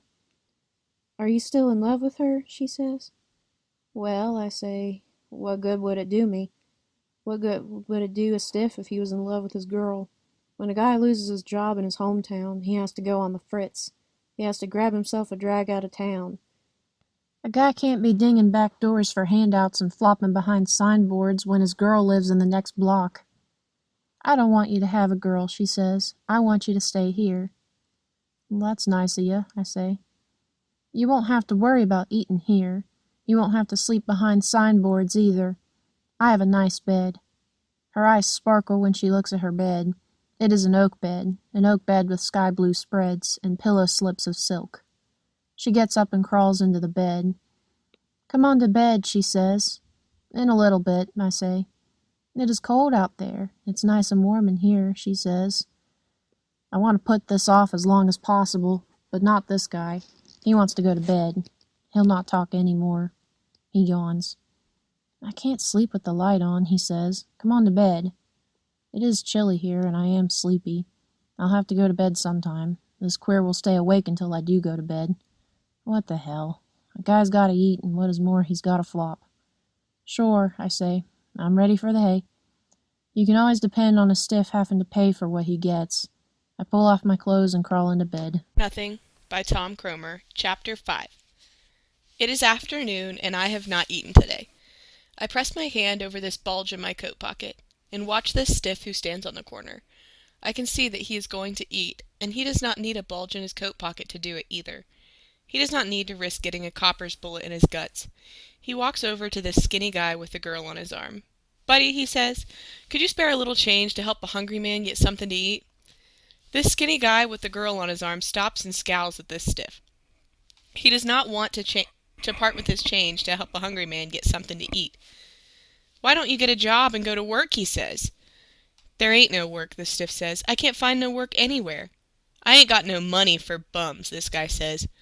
Go on, this girl says. Give him some dough. Maybe he's hungry. Times is pretty tough. They sure are tough, lady, the stiff says. The skinny guy growls. He does not care if times are tough or not. His belly is full. He's sitting on top of the world. He has a good-looking girl hanging on his arm. What is a hungry stiff to him? He wants to tell this stiff to get the hell out of his sight, but he can't do that. That would not make a hit with this girl. There's only one thing he can do. Shell out, that's all he can do. The stiff is smart. He knows that's all this guy can do. He has got this guy where he wants him. It must feel pretty good to have one of these bastards where you want him. He reaches down in his pocket and pulls out 2 bits. He would like to pull out a jitney, but he can't do that. This girl is looking. He does not want to look like a cheapskate in front of his girl. A jitney or a 10-cent piece does not go with a girl. She knows the stiff cannot fill up his belly on a 10-cent piece. "Thank you," the stiff says. "Thank you, and the lady." He slouches down the street. The skinny guy grunts. He does not like parting with his dough. I admire that stiff. He's got the guts. He does not need to go with a gnawing pain in his belly. I do not need to go with a pain in my belly either. I've not got the guts to hit me a guy with a girl, but I've got the guts to hit a high-toned restaurant. If I cannot get me a feed in this restaurant, I've got the bulge in my pocket. I'm tired of having the pain in my guts. I have made up my mind. This is the last time I will whine for a feed. I'm going to show these bastards I will get mine. That is why I have the bulge that I cover up with my hand. I walk into this joint and stand by the cash register. I look around. I've hit me some high-toned joints, but never one such as this. There are no counters here, only tables. Women sit at these tables. It's not evening, but they have on evening gowns. On their feet are gold and silver slippers. They glitter with the jewels that are on their fingers and arms. The men are sporting coats with tails. The tables sparkle with the shine of silver dishes. I stand there, and I cannot imagine people living like this. I cannot believe it. They look up from their tables and stare at me. I do not blame them. I am a crummy-looking customer to be in a joint like this. I know that. But I am here. I am after something to eat. I'm going to get something to eat, too, or know the reason why. "What do you want?" this cashier says. She has a hard face. She's not going to be friendly. I can see that. "I want to see the manager," I say. "What do you want with the manager?" she says. "Private business," I say. This manager is standing at one of the tables. He sees me talking to the cashier and comes over. "What do you want?" he says. "I want something to eat," I say. I am a hungry man. All these customers can hear me asking for something to eat. It will not do this manager's business any good to turn down a hungry man for something to eat. He knows that. I know he knows it. That's why I'm in this classy joint. He grins and slaps me on the back. "Sure, I can give a hungry man something to eat," he says. "Come on back in the kitchen with me." All these cash customers grin. This manager's all right, they think. We will eat here regular. He deserves our trade. He will feed a hungry man. I can see where this guy is all right, too. I can see where I'm going to get a high-class feed. Well, I need a high-class feed. We walk back to the kitchen. This manager closes the door to the kitchen so these cash customers cannot hear.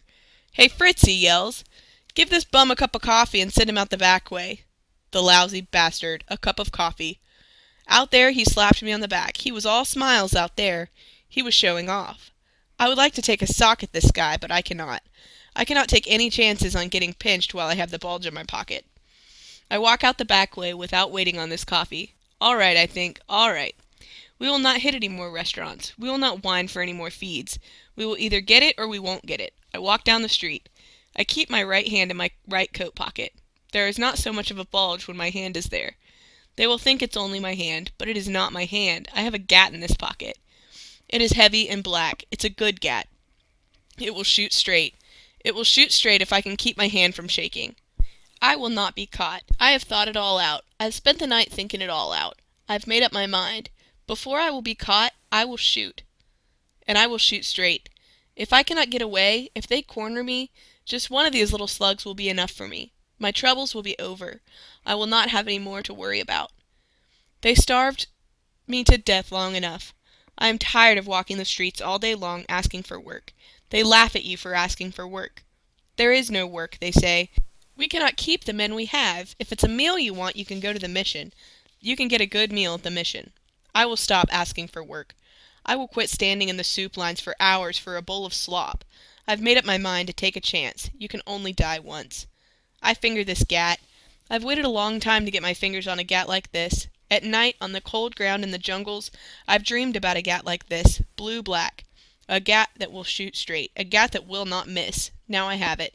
The stiff I stole this gat from was a drunk. He did not need this gat. He will be soused up for a week. Maybe in a week I'll give him back his gat and a wad of dough besides. I walk on down the street. It's clogged with people. They do not look at me, and if they do not see me. They do not notice my ragged clothes and my beard that I've let grow for a week. They have troubles of their own. Some of these guys I pass on the street are wishing to Christ they could get their fingers on a gat. Well, I have my fingers on a gat. They are all around the handle now. It's a good handle. It is not smooth and shiny like the rest of the gat, but rough. It is rough so you can get a good grip on it. It will not slip out of your hands. I've planned it all out. There must be no hitch in my planning. In my pocket is my razor. After I have pulled this job and got away, I will shave. You would not know I am the same guy when I've shaved. I will have plenty of dough in my kick, too. Stacks of dough like these tellers have in their wire cages in the banks. That will make me a different guy. It's time I got down the street. I know the time. I've picked the best time. I have had my fingers on this gat for 2 days now. I've been figuring during these 2 days. I know what I'm doing. I know just what to do. This cop will be passing that joint now. There's a box on the corner. He will be reporting. He will not be back for an hour. Well, an hour makes a lot of difference. There's lots can happen in an hour. In an hour, I'll be a rich man. I will be a rich man, or I will be stretched out on a marble slab in the morgue. I stop across the street. This is not a big bank. It is a branch bank. I know better than to try to hold up a big bank. I know what I'm doing. I'm not crazy. I am not a fool. I look across through the window. There are men in white shirts working in there. Their sleeves are rolled up. It's hot in there. I watch them as they pass out these bills to the line of customers in front of their windows. In the drawers in front of them are piles of bills. There are plenty of these piles. 1 or 2 of them will keep me for life. I will not have anything to worry about. I'll be fixed for life. What have I got to lose? Nothing. What have I got to live for? Soup and stale bread, that's what I got to live for. That's what I have to lose. I've thought it all out. There's an alley a little ways from this bank. It leads to several short streets. There's a barrel in the rear of one of those stores in the alley. In this barrel I will throw my gat and my coat and hat. I will walk out on one of these short streets. Up the street a little ways there's a picture show. I'll go in. I will not hand the ticket girl one of these bills that I get in the bank. That might give me away. I'm taking no chances. I have a 2-bit piece in my pants pocket for that. There must not be any slip. I'll stay in this show while they are hunting for me. I will shave in the toilet. At night I'll come out. I will not hang around the streets. I will go to the mission. They will never look for me in the mission. The last place in the world they'll look for a guy with plenty of jack will be the mission. I will not spend any money in this town. I will stay in this mission as long as they will let me. Then I will leave the town, but it will be on no drag with its hard, cold boxcars I'll leave on. I will leave on a passenger, and it will not be on the blinds with the roar of the wind, and the sound of the wheels underneath me. It will be on the cushions. I press my hand over my pocket to cover up this bulge and walk across the street and into the bank. To the left are the writing tables. 2 women are writing checks. To the right are the bank guys' cages. There are 5 windows here. Through each one I can see a guy dishing out money. I go up to one of these tables and let on like I am writing a check. I'm not writing a check. I'm seeing if the coast is clear. I have always wondered how a guy felt when he was robbing a bank. Now I know. I'm getting ready to stick up this bank myself. I cannot imagine me holding up a bank. I know how these guys felt now. I know the sickish feeling they had in the pit of their bellies. I know the jerky shake of their hands. I'm not going to weaken now. I've made up my mind. Shaky hands or not, I will sleep in no more lousy mission flops. I have whined for my last meal. I have the gat, and I'm going to use it if I have to. No one cares whether I live or die. They would let me starve to death on the streets without lifting a hand to help me. Why should I care about these guys that hand out these piles of bills from their wire cages? What are they to me? If I stemmed one of these guys on the street, he would tell me to get the hell out of his sight before he called a cop. To hell with everybody. I'm going to get mine. I get in this line that waits in front of the first cage. When I go out of here, I will have to do it on the run. I do not want to run in front of any more wire cages than I have to. They've got gats themselves in those wire cages. It's not their dough, but these bastards would take a pot shot at me just to see me drop, or maybe get a rise in pay. There are 5 people standing in front of me, 2 women and 3 men. I stand behind this fat woman with the big wrinkles in the back of her neck. She makes a good screen. They cannot see me holding my hand over this bulge that is in my coat pocket. There are only 2 people in line at this next cage, but I stay where I am. I want to be near the door. This line moves up slow. I have never seen a line move so slow. You would think this was a soup line, it moves so slow. It is this fat woman's turn. She steps up to the window. I am right behind her. She shields me so that this guy in the cage in the white shirt sleeves can hardly see me. At least he cannot see the bulge that's in my pocket. I glance sideways at this guy who's in the next cage. He is through with everyone in his line. He closes and locks his drawer with all the stacks of bills in it. He comes out of his cage and locks the door behind him. He goes into a room in the rear. That is a break for me. I will not have this guy taking pot shots at me from his cage anyway. I put my hand in my pocket. I press my fingers tight around this gat. I feel the roughness of the handle. The roughness that is rough so you can shoot it straight. I hope that I will not have to shoot straight. I hope that I will not have to shoot at all. My hand is shaking so, and my legs too. I can feel them knocking against each other. It will not do to have my legs knocking against each other. My legs are what I'm depending on to get me away from here fast. This fat woman steps away from the window. I step up. I look at this guy. He looks at me. "Yes, sir," he says. I do not say anything. I have nothing to say. I give this gat a yank, but it does not come out of my pocket. Only the handle comes out. Only the handle and a part of the lining of my coat. Something has happened. It's stuck in the torn lining of my pocket. I yank hard again, but it does not come out. This guy back of the wire cage thinks that there's something wrong. He steps closer to the window and peers out.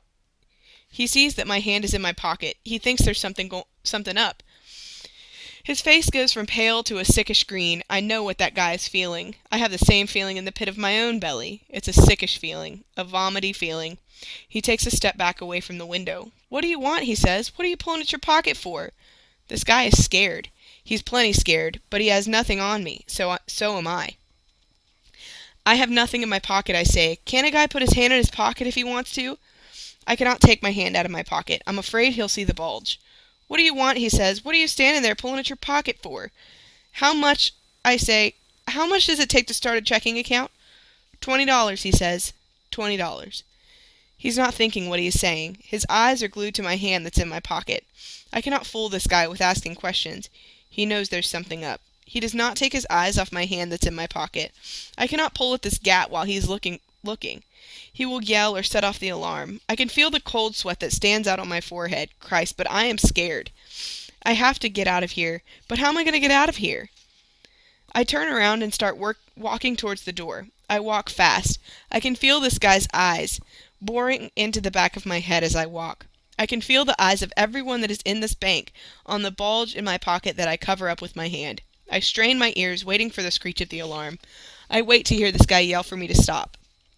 I turn around and look back. This guy is backing out of his cage. His eyes never leave me. I see him there, backing out of his cage, a pale, sickly look on his face. He's going after one of the cops that guard the bank. They must not catch me. They must not catch me with this bulge in my pocket that's my gat. I start to run. I shove this woman out of the way who's coming through the door. I swing round the doorway and head up the street. The alley is what I want to reach. I must reach the alley before this cop gets to the street with his gat. I cannot have this cop filling me full of holes from behind. I run as fast as my shaking legs will carry me. I hear the slam of my feet on the sidewalk. I do not look back, but I can feel these people stop in their tracks and watch me run. I make it to the alley and the barrel round the corner. I do not stop here. I keep going. I run faster. Halfway up this alley, I glance back. No one has turned the corner yet. I spot this coal chute that leads to the basement of one of these stores. I dive head first into this, and I slide to the bottom. This basement has not been used for a long time. It is thick with cobwebs that stretch from the ceiling to the floor. They cover my face and get into my eyes as I clamber to the rafters from this box on the floor. These rafters are close together. I stretch myself out on them and lie quiet. There's only the sound of my gasping for breath as I lie here. Outside on the street, I imagine I can hear the voices of men yelling. I do not know if they're yelling about me or not. I do not even know if they are hunting for me or not. But I cannot forget that look in the teller's eyes as he looked at my hand in my coat pocket. I cannot forget the way he backed to the rear of the cage when he saw the bulge. He did not press the alarm. There was no alarm. I would have heard it if there was. If these guys outside are hunting for me, they are bastards. They would like to try what I tried, but they have not got the guts. They know that they have not got the guts. That's why they're hunting for me. They've not got the guts to do what they want to do, so they are taking it out on a guy who has the guts. I strain my ears for sounds in the alley outside, but there are none. But there are sounds on the street. I imagine I can hear the words bank robber. I crouch low on my rafters. I must not make a sound. Even if they crawl into the coal chute, I must keep my head. I must lie still. I clutch this gat tighter in my hand. I must have it ready. If they come in here, they will have to have a light to see. When they flash that light on me, the guy that does it will not flash any more lights. He will be holding the light in his right hand. I will shoot to the left. But I will make sure. I will shoot once to the left and once to the right. I will show the bastards it does not pay to hunt for me. What do they know what is right and wrong? How can they know? They've not lived for years in lousy mission flops. They have not eaten swill from the restaurant garbage cans. They have good jobs. They do not know what is right or what is wrong. I crouch here for hours. My body aches from every joint. The cramps shoot up my legs and up my back. The light that comes from the coal chute grows from dim to pitch dark. Outside it is night. There is no sound in the alley. Noises still come from the street. That noise would not be for me now. That is just the ordinary noise from the street, I think. Do not be a damn fool, I tell myself. They are not hunting for you. They were never hunting for you. There were plenty of people saw you come down this alley. If they were hunting for you, they would have searched this alley from top to bottom. These cellars would be the first place they would search. If you hide this gat, what can they do to you? Nothing. Nothing is what they can do to me. That teller did not see the gat in my pocket. All he saw was a bulge. He thought it was a gat, but he cannot prove it. You cannot send a guy up because you think he's packing a gat. You have to see the gat. I did not say for him to fork over the money. I was too busy trying to get the gat out of my pocket to say anything. All I said was, how much does it take to start a checking account? You can't send a stiff up for asking about a checking account. No. Even if they catch me, they can't do nothing to me. But I will have to get rid of the gat. If they catch me with this gat on me, it will be just too bad. I climb down off these rafters and stretch my legs. They're so stiff I can hardly even move them. I hide this gat underneath a pile of rubbish in the corner. First, I rub the fingerprints off. Me and this gat are finished. They can never prove that I own this gat. I've got nothing to worry about. I climb back up the coal chute and back into the alley. I look around. There is no one here. They are not hunting for me. I brush the cobwebs off me and walk out to the street. The guy in this tweed suit is standing on the corner. I walk up to him. "Buddy," I say, "I'm down on my luck with no place to flop. Could you spare me a few dimes to get me a flop?" Waiting for Nothing by Tom Kromer. Chapter 6.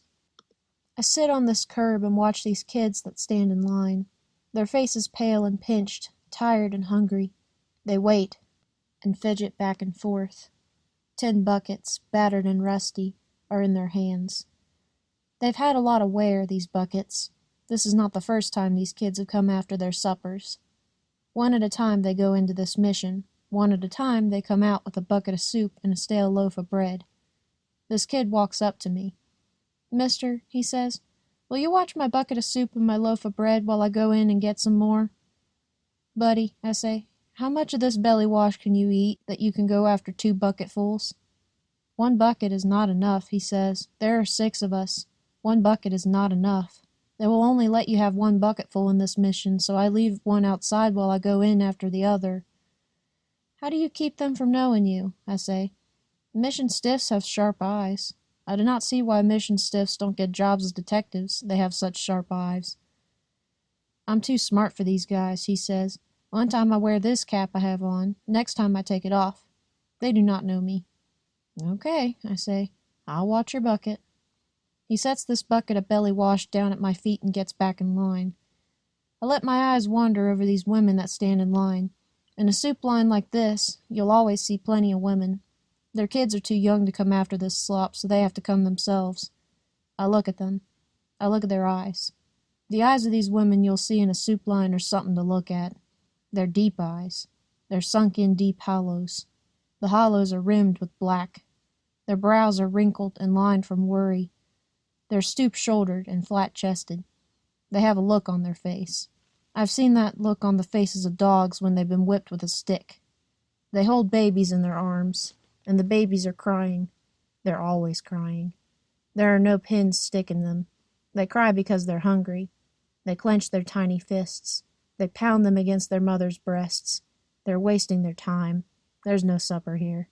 Their mothers have no breasts. They're flat-chested. There's only a hollow sound as they pound. A woman cannot make milk out of slop. How much milk is there in a stale loaf of bread? They shift their babies from hip to hip. They do not say anything. They do not talk. They do not even think. They only stand in line and wait. It does not matter how long. At first it matters, but after a while it does not matter. They're not going anywhere. When they have taken this stuff home and eaten it, they'll be just as hungry as before. They know that. These babies will keep pounding their fists against their mother's breasts. Tomorrow they'll have the same hollow sound. They're all old, these women in the soup lines. There are no young ones here. You do not stay young in a soup line. You get crow's feet under your eyes. The gnawing pain in the pit of your belly dries you up. There are no smart ones in this line. The smart ones are not in any soup line.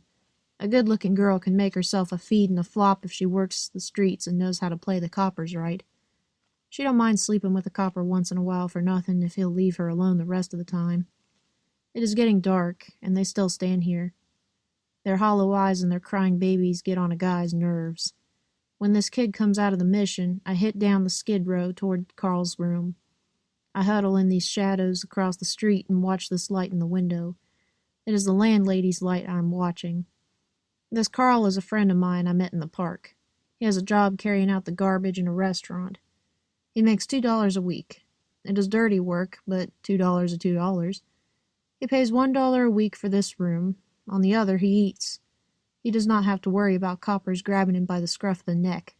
He can tell all coppers to go to hell. When it is too cold to sleep in the park, I sleep on the floor of his room. This friend of mine, Carl, is a writer. He's always hungry. You cannot stuff yourself on $1 a week. It is not his fault he's always hungry. It is that nobody buys the stuff he writes. He writes of starving babies and men who tramp the streets in search of work. People do not like such things. For in Carl's stories you can hear the starved cries of babies. You can see the hungry look in men's eyes. Carl will always be hungry. He will always describe things so you can see them as you read. I see this light in the window go out.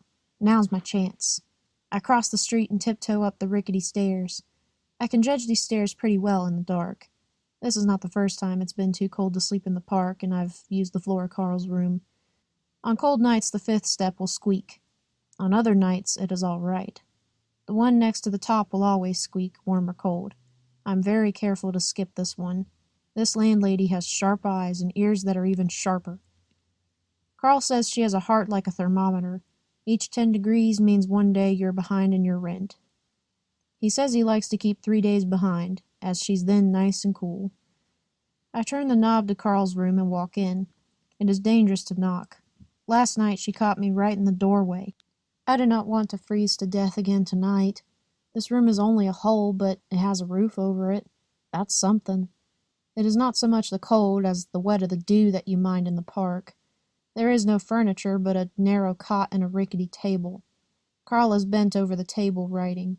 His pale, lean face and his deep-set eyes show that he does not sell any of the stuff he writes. You can believe that this one lives on $1 a week for food. He jumps up when he sees me. He eyes the sack I have in my hand and grins. He's not eating today, I can tell. When you're on the fritz long, you can tell when a guy's not eating. "Toppins?" he says. "Toppins," I say. "And more than toppins. This is our lucky night." He takes the sack out of my hand and looks in. "Great God," he says, "a coconut pie! A real honest-to-God coconut pie!" He pushes his papers to one side and spreads this stuff out on the table. We're both excited. Our eyes glisten, our mouths water. Never have I seen a prettier sight than these doughnuts and rolls, and in the center, standing out proudly above all, this coconut pie. It makes a sight for sore eyes. Some of these rolls are filled with jelly. Some are covered with powdered sugar. But this coconut pie is the prize. It is 2 days old and squashed in the middle, but it is something to look forward to, squashed in the middle or not. Carl fills the coffee pot with water. I unscrew the mantle from the gas jet. It is a small flame. It is a hard job to hold the pot over it. The handle gets red hot.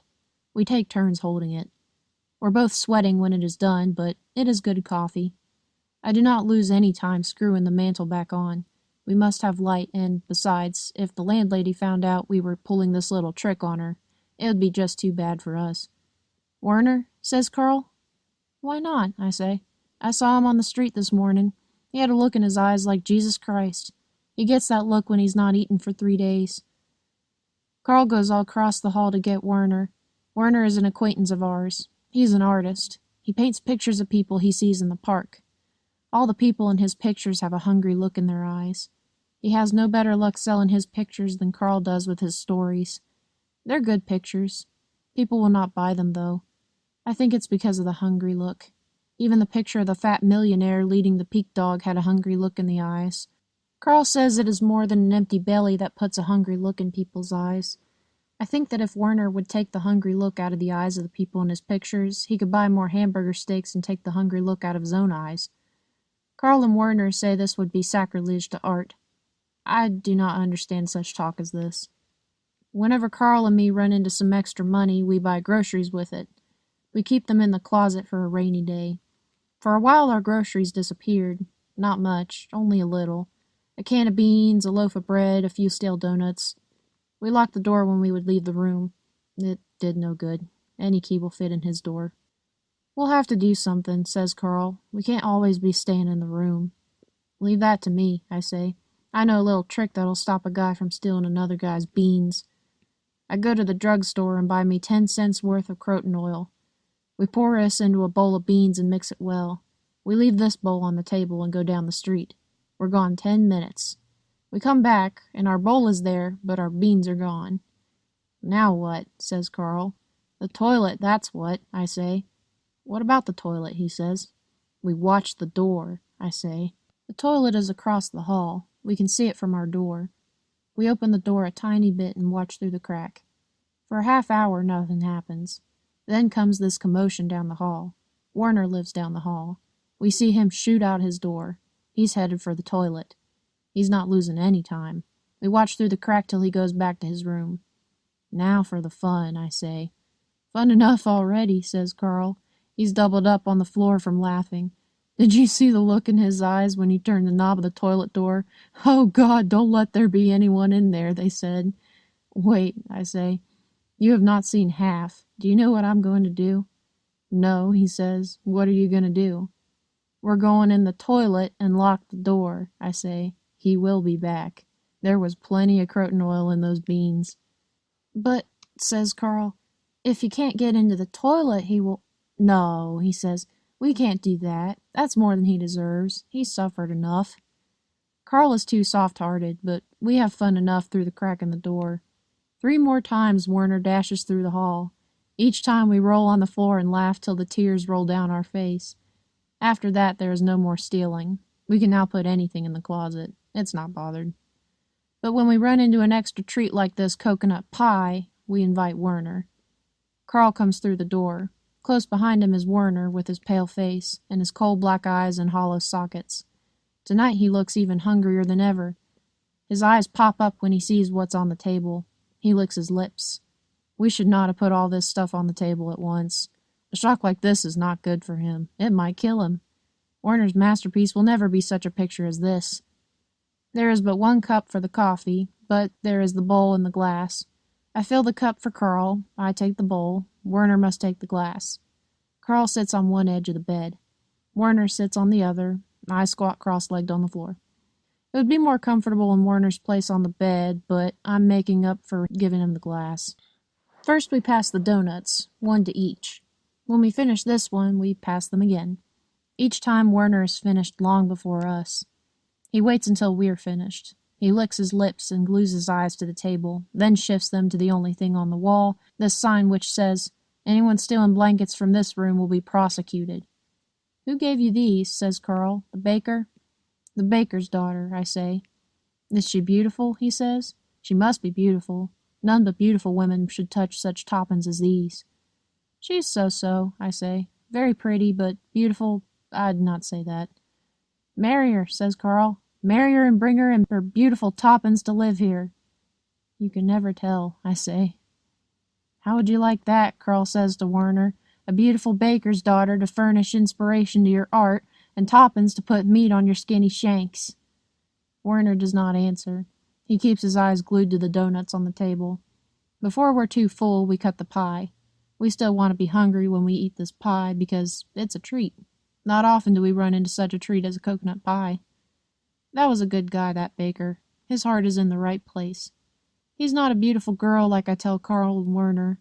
He has a straggly mustache and wheezes through his nose when he breathes. If he has a beautiful daughter, I do not know about her. I only say she gave me this stuff in order to show off a little bit in front of Carl and Werner. We finish this stuff and loosen our belts. We're filled to the brim. Already the haunted look is gone from Werner's eyes. He's even smiled a couple of times between mouthfuls. Some day there will be an end to all this, says Carl. Some day we shall have all we want to eat. There is plenty for all. Some day we shall have it. Revolution, says Werner. It is the first word he's spoken since he came into the room. Revolution, says Carl. Not now, there is no leader. But some day will arise a leader from the masses. You're right, says Werner. Some day there will be plenty for all. He looks at these crumbs still left from the donuts on the table, and his eyes light up. If I was a capitalist, I would steer clear of Werner when the day arrives. I'm tired of such talk as this. You can stop a revolution of stiffs with a sack of toppins. I've seen one bull kick 100 stiffs off a drag. When a stiff's gut is empty, he hasn't got the guts to start anything. When his gut is full, he just doesn't see any use in raising hell. What does a stiff want to raise hell for when his belly's full? It is not right, says Carl. There is no justice in this world. They do not know. They do not see what I see in the parks and in the soup lines. Yesterday I sat in the park and watched these clouds that hung low and black in the sky. I like to sit and watch the stiffs that sprawl in the park. I watch them as they look at the clouds that roll through the blackening sky. They sniff the air. They can smell the storm. I watch them scurry to their holes like rats. I am lucky, I think, to have a hole. This woman on the bench beside me has no hole. The baby in her arms has no hole. I can tell. I can tell by the way she glances at the sky above, and the way she frets with the blanket on the baby as she hears the thunder roar. She is a young woman who has forgotten what a hamburger steak looks like. I can tell by the look in her eyes. A hungry look. A look like Werner gets, and you and me. A look like Jesus Christ around the eyes. You'd better hit it for cover, I say to her. This is going to be a real storm. She stares at me as though she does not hear me. Storm, she says. Oh, yes, storm. The baby will get wet, I say. The blanket is not much. You'd better get in out of the rain. No place to go, she says. It is hell, I say. Yes, she says, for the baby. For me, I don't mind. I'm used to the rain and the wet. How old? I say. 2 weeks, she says. 2 weeks tomorrow. Straight ahead, she looks into the dark. I sit there and wonder what she's thinking. If I knew what she's thinking, I would not be living in a hole in the wall, I think. I'd write the book that I will write some day when I find out what they're thinking when they sit in the parks and stare unseeing into the dark. This cop comes up the walk and looks at us sharp. Better get your wife and kid home, Jack, he says. Regular hurricane blowing up. Be here in 10 minutes. Yes, sir, I say. Yes, sir, she sure is blowing up. I get up. The woman sits there staring. In my pocket I'm holding 20 cents. I finger it. Lady, I say, you can't sit here in the storm. The baby will die of the croup. I hold out one of my 10-cent pieces to her. Go over to that coffee joint and wait till she's over. You can get yourself a good meal in there for a 10-cent piece. She holds out her hand and takes the money. I can tell by the way she takes the money that I was right. She is starved. Thank you, she says. Oh, thank you. That's all right, I say. I head up the street. I look back and see her hugging this baby to her and heading across the street to this coffee joint. I stay in this pool hall until the storm is over. When I come out, I go into this joint myself for my coffee. This woman is still there. She sits by the window. I get my coffee and walk over to her and sit down. She does not notice me. She keeps staring out the window. Across the street that glistens with the rain is the park. It is miserable over there now. Miserable and black and wet. Well, I see you got in out of the wet all right, I say. She turns in her seat quick. She jumps when she sees me. Oh, she says, I thought you'd gone. I came back for my coffee, I say. You get good coffee here for a nickel. Up the street they hold you up for a dime. A dime for a cup of coffee, and lousy coffee to boot. Yes, yes, she says. Lousy coffee. She keeps staring out of the window. There's a wild look in her eyes. I got my opinion of a guy who will charge a stiff a dime for a cup of lousy coffee, I say. Yes, she says, yes, lousy coffee, lousy coffee. I can see that she's talking batty. There's something wrong. I thought there was something wrong when I first sat down at this table. I know what it is now. It is the baby. The baby is not here. She has not got the baby. Where's the baby? I say. She does not answer. I follow her stare out the window. Great Christ! Through the blackness of the park I can see a white splotch on one of the benches. I know what that is. It is the baby. She's gone back after the rain and put in there. She waits there to see if anybody picks it up. We do not say anything more for a while. We just sit there and glue our eyes to this white splotch on the bench in the park. Can he roll off? I whisper. He can't roll off, she says. I pinned his blanket to the bench. We watch this stiff come ambling up the walk of the park. He stops by the bench, peers down, and then hot-foots it across the street. He hurries back with this cop who stands on the corner. The cop looks at this white splotch on the bench and then walks back to the corner and makes a call from the box. This woman gets up. She's seen all she wants to see. She pulls her hat tight over her eyes. She does not want this cop to recognize her. Thanks for the money, she says. That's all right, I say. He was only 2 weeks old tomorrow. He will not miss me. Do you think he will miss me? He's too young to miss you, I say. They'll take good care of him. You'd better beat it. She goes out the door and hurries down the walk. I sit there and sip my coffee. An automobile pulls up at the curb. The cop gets the baby and hands it to a woman in the back seat. When the car pulls out, this cop stands there and looks around the park. He's hunting for someone. He stops several stiffs that pass by. He talks to them a while and they go on. Christ almighty, I happen to think. That cop is hunting for me. He thinks that is my kid. They would not believe me if I told them that was not my kid. They would put me in and throw the key away. I get up from the table and beat it outside. I stick close to beneath the awnings and beat it home. Carl stops talking. He thinks this is something new and something awful, this woman leaving her baby in the park because she cannot feed it. Carl is soft-hearted. That is nothing. I have seen worse than that. I know that that is nothing. I walk to the window and look out. It has started to rain. It splashes and rattles against the panes. Below me the streets glisten and shine in the dark. A stiff slouches under an awning down there. He is soggy and miserable. He presses himself tight against the side of the building, but he cannot get away from the rain. You can never get away from the rain. I know. It is a miserable night, and he is miserable. I can imagine him as he walks the streets in the rain. He passes houses and sees into the front windows from the street. He sees the people who live in these houses. They sit by their firesides. They are warm and dry. He's wet and cold. They are reading about him in their papers.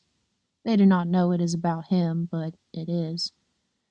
I see by the papers, they say, where they're starting a new soup line on 10th Street. Things are tough. Too bad things are so tough. They turn over to the next page. The stiff in the rain is forgotten.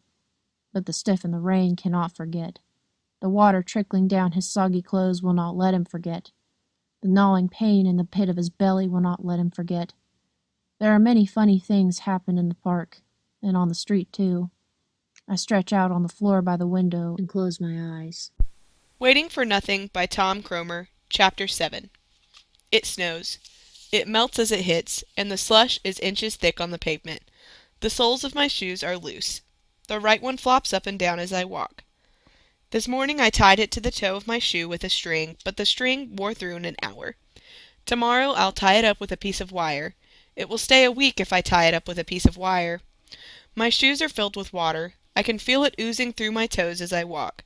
I walk and I can see the bubbles slosh from the soles. I'm chilled to the bone. I pull my coat collar up around my ears, but it does no good.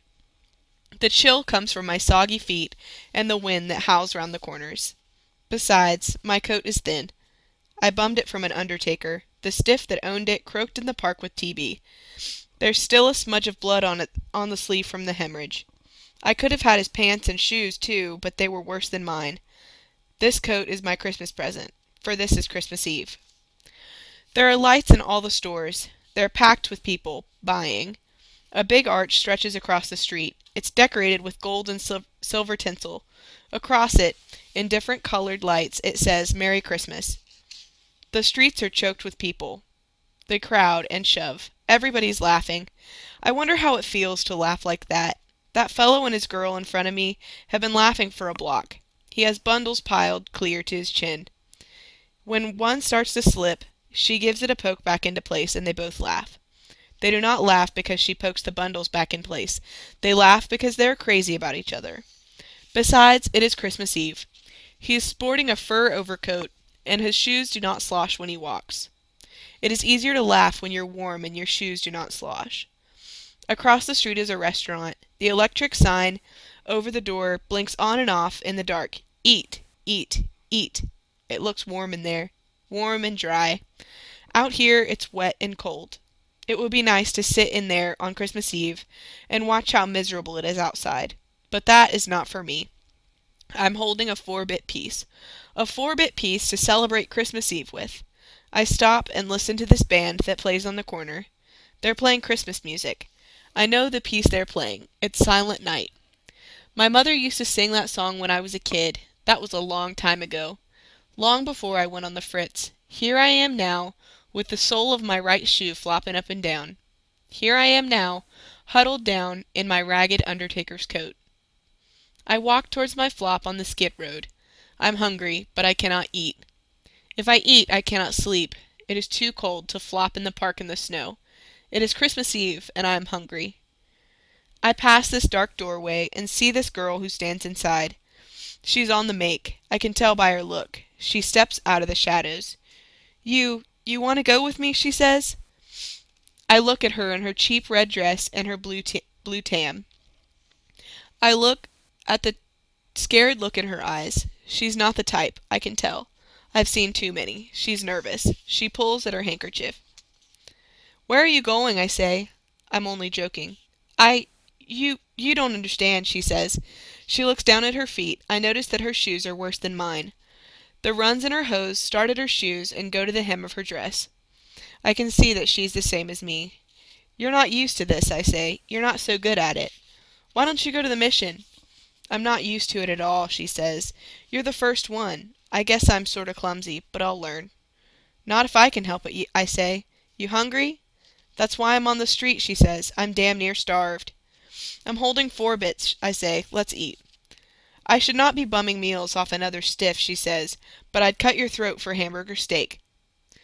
We walk down the street towards the restaurant on the corner. "I've got an idea," she says. 2 meals in a restaurant will take all that money. Now, I've got a room with a hot plate in it. We'll take this money and buy enough groceries for 5 or 6 meals. "That's a good idea," I say. "I'll do the buying. I'm an old-timer. I know how to do this. I'll go in the stores. You wait outside for me." I go into this cigar store on the corner and change 2 of my 10-cent pieces for pennies. I'm going to penny up on these store guys. We pass this meat market. There are chickens strung across the window on strings. They look good. We lick our lips as we stand outside and watch them. They would go good, doused in mud and baked over a jungle fire. But baked chickens are not for the likes of us. We are only a couple of hungry stiffs, and we're on the make for a beef stew. I walk into this joint. She walks up the street to the corner and waits. This butcher is red-faced and fat. His belly hangs in folds over his belt. If I was holding what it took to put that belly on him, I would not have anything to worry about. He grins at me when he sees him. He thinks I'm a cash customer. It is cash customers who buy the chickens that hang from strings in his window. "Buddy," I say, "I'm on the fritz and only holding 3 cents. Could you sell a guy 3 cents worth of old bologna butts?" The grin comes off his face. I knew it would. Nobody has any use for a stiff, not even a pot-bellied butcher. He scowls and reaches down in the box where he keeps his dog meat. He fishes out 2 bologna butts. They are green at the ends. "Not for me, mister. I see a stiff almost die one night from eating green bologna butts. No, sir. There are too many bologna butts in this world for me to eat green ones." "Jack," I say, "these bologna butts are green. I can't be paying good dough for green bologna butts." "What do you want for 3 cents?" he says. "I want some good bologna butts," I say. "Bologna butts that are not green at the edges." "You are damn peculiar for a stiff," he says. "It is my dough and my stomach," I say. He cusses under his breath, but he digs up 2 bologna butts that are not green. I hand him my 3 cents, and he takes it. The tight bastard, soaking a stiff 3 cents for a couple of green bologna butts. I walk up to the corner and give this package to the girl. We walk on. We've got the meat, I say. Pretty soon we'll have the bread. I know how to do this. We pass the bakery, and I go in. There's a woman behind the counter. Lady, I say, I've only got 2 cents. Could you maybe sell me a stale loaf of bread for 2 cents? She hands me a stale loaf of bread. She does not reach out her hand for the 2 cents. Keep the 2 cents for the onion, she says. You can't make a decent stew without an onion. I can see that this woman is all right. I can see that she knows what it is to be hard up. She is not like that pot-bellied butcher. He's a bastard. I go outside and give this bread to the girl to carry. I do not want to be carrying anything when I go into the stores. It does not pay to look too prosperous when you are pennying up on the store guys. When we pass a place that looks good, I go in. Pretty soon, we have all the stuff we can carry. My 20 cents are gone, but we still have 30 cents to use when this stuff is gone. You cannot beat pennying up. Once in St. Louis, I ate for a week on 3 cents. I made the restaurants. Could you maybe give a hungry stiff a half a cup of coffee for 3 cents, I would ask him. I'm not begging anything. If a whole cup of coffee costs 5 cents, a half a cup will only cost 2.5 cents. I'm giving them a chance to make a half a cent on me. But they do not give me half a cup. They give me a whole cup, and something to eat with it besides. I would be eating yet on that 3 cents, only some bastard like that pot-bellied butcher took my capital away from me. Some guy like that is always taking a stiff's capital away from him. We walk towards her room. How long have you been doing this? She says. So long I've forgotten how long, I say. Do you mind it very much? She says. Do you mind asking for 2 old bologna butts when there are people to hear you ask? I used to mind, I say. I used to live on donuts and coffee because I was ashamed for people to hear me ask. But you can't live forever on coffee and sinkers. You get all greasy inside. Sometime you have to get a square meal to hold your stomach in shape. It will shrivel up on you on coffee and sinkers. Does it take long to get used to it, she says. Don't you always mind a little? It's the bastardly butchers who take your pennies away from you and cuss you under their breath that you mind, I say. You don't mind the ones like the woman in the bakery. She knows that times are tough. She's been hard up herself. She will help a hungry stiff with a stale loaf of bread. Why don't you hit the houses for something to eat, she says. Won't they feed you at the houses? I'll always hit me a house if I can find me a yellow house, I say. I have good luck at a yellow house, but not too yellow. Some stiffs will not hit any but a green house, but give me a yellow every time, but not too yellow. It must be just the right shade of yellow. Do you ever hunt for a job, she says. Don't you ever try to get off the bum and live decent again? Sure, sometimes I try. But what can a stiff do? You ask for work and they laugh at you for asking for work. There is no work. I hardly ever ask for work any more. Sometimes as I sleep in the park at nights, I wake up. I light my pipe and look at the stars and the sky above. I'm a man, I think. This is no way for a man to live. Tomorrow I'll get me a job. I'll keep on asking until they give me a job. I'll make them give me a job. I puff at my pipe through the night, and I can hardly wait for morning so I can get me a job. When the morning comes, it's cold. I shiver on the street in my thin undertaker's coat. I go to the factories on my empty stomach. I go to the stores and the restaurants. Give me a job, I say, any kind of job. I'll work for whatever you'll give me. I will work for almost nothing. They shake their heads. There are no jobs. Finally, I can't ask at any more places. I'm too hungry. A man hasn't even the guts to ask for a job when he's hungry. Besides, it's day. Things look different in the day than they do in the night. At night, as you lie in the park and look at the stars, it's easy to find a job.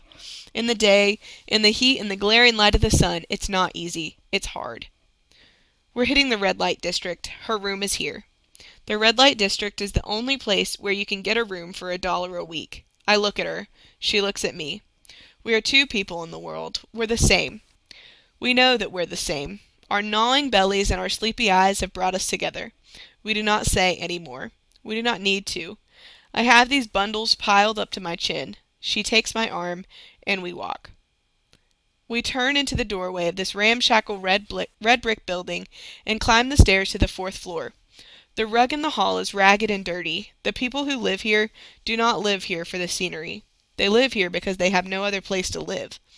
The cops will not bother you for working the streets here. That is what these streets are for. We go into her room. It's only a 2x4 hole, but it's clean. She keeps it that way herself. It has a bed and a chair. A hot plate sits on a box. You eat on the bed or the hot plate. It does not matter which, so long as you have something to eat. I notice that the bed is a double bed. That is thoughtful of the landlady, because if the beds in the rooms were not double beds, there would be no use for the hot plate. There would be nothing to eat. This, she says, is my boudoir and kitchenette. How do you like it? It looks like a mansion to me, I say. I've lived in the missions for 2 years. I put the bundles down on the edge of the hot plate and sit down on the edge of the bed. I've walked the streets all day, sitting the stem. I'm tired. A 4-bit piece is hard to ding. She takes off her tam and starts to cook. I watch her as she cooks. She's pretty. Her hair that is brown and her eyes that are blue make her pretty. What she needs is a couple of square meals to fill up the drawness of her cheeks and the paleness from her skin. We talk as she cooks. I tell her about that bastardly butcher who took my capital away for me. She laughs. I laugh. We understand each other. We like each other. I'm not like this because I want to be. She's not like this because she wants to be. She peels the spuds. I clean the coffee pot. James, the salt, she says. Yes'm, Lord, and the pepper besides, I say. We're having a good time. It does not take much for a couple of hungry stiffs to have a good time. The spuds that begin to sizzle on the hot plate are enough. The pot of coffee that fills the room with its smell is enough. People meet in funny ways, don't they, she says. It was funny the way I met you, stopping you on the street. A stiff is always doing funny things, I say. We can't act as other people act. We've got to do what we can. A woman turned me down for something to eat one time. I went out in front of her house and sat there on the curb all day with my head in my hands. In the evening she came out and gave me my supper. I worked in her garden for 2 weeks straight. I write to her yet sometimes. We have to act the best way we can. What did you think of me when I stopped you, she says. What do you think of a girl who will go out as bad as that? I think she was awful hungry for a hamburger steak, I say. I think she's not had a hamburger steak for a week. She laughs. And you are right, she says, not for more than a week. 2 weeks. I had some turnips here and some beets. For 3 days I ate them. For 2 days there's been nothing. You look at things different when you have not eaten for 2 days, I say. I know. I've gone that long myself. I've stolen. I've done worse than steal when I've gone that long. Yes, you look at things different, she says. What is supposed to be wrong does not look wrong when the only right thing looks like something to eat. When I stepped out of the doorway to you, I wanted something to eat. Nothing was wrong that would give me something to eat. That is the way I felt when I started to knock a guy in the head once, I say. That's the way I felt when I started to hold up a bank once. But you didn't knock a man in the head or hold up a bank, she says. You only started to. You didn't really do it? No, I didn't do it, I say. I only started to. I lost my nerve on the man. My gun got caught in the lining of my pocket, or I would have held up a bank. Maybe it's a good thing it did get caught. Maybe if it hadn't have got caught, I wouldn't be here. I'm glad that I'm here. I'm glad that you're here, she says. I'm glad that I'm here. I'm glad that I stopped you on the street. I'm glad you stopped me instead of someone else, I say. Maybe this other guy would not know how to penny up on the store guys. We'll penny up some more, she says, but there must not be bologna butts that are green at the edges. We can't be paying good dough for green bologna butts. There are too many bologna butts in this world for us to be eating green ones. She's mocking me. We laugh. And the bread from the bakery, I say, that bread was a little too stale. I'm afraid that after this we will have to do our trading further around the corner. For 2 cents we should get a fine loaf of rye bread that will be fresh and not stale. We will trade at no place where they do not throw in some good cow's butter when you buy an onion for the stew, she says. Cow's butter and cow's milk. I walk to the window and look out. Through the murk, a million lights flash on and off through the haze of the snow. She comes to the window and stands beside me. On Christmas Eve, a roof is something, she says. There are worse than us out there. Tomorrow, where is the roof, I say. Tomorrow is tomorrow, she says. Tonight, there is the roof. I point to the rows of lights that span the bridge to the right of the town. There are hundreds of stiffs living under that bridge. I say, I've slept under there myself. I know. Men with wives, men with children live under that bridge. That's their roof on Christmas Eve. She takes my hand in hers. If you love the person you're under the bridge with, she says, the bridge would not be that bad. Even on Christmas Eve, it would not be bad. We stand hand in hand in the window. "I like you," she says. "My name is Yvonne." We laugh. "My name is Tom," I say. "Where are you staying at night?" she says. "In the park," I say. "You can stay here," she says, "until the landlady kicks us out."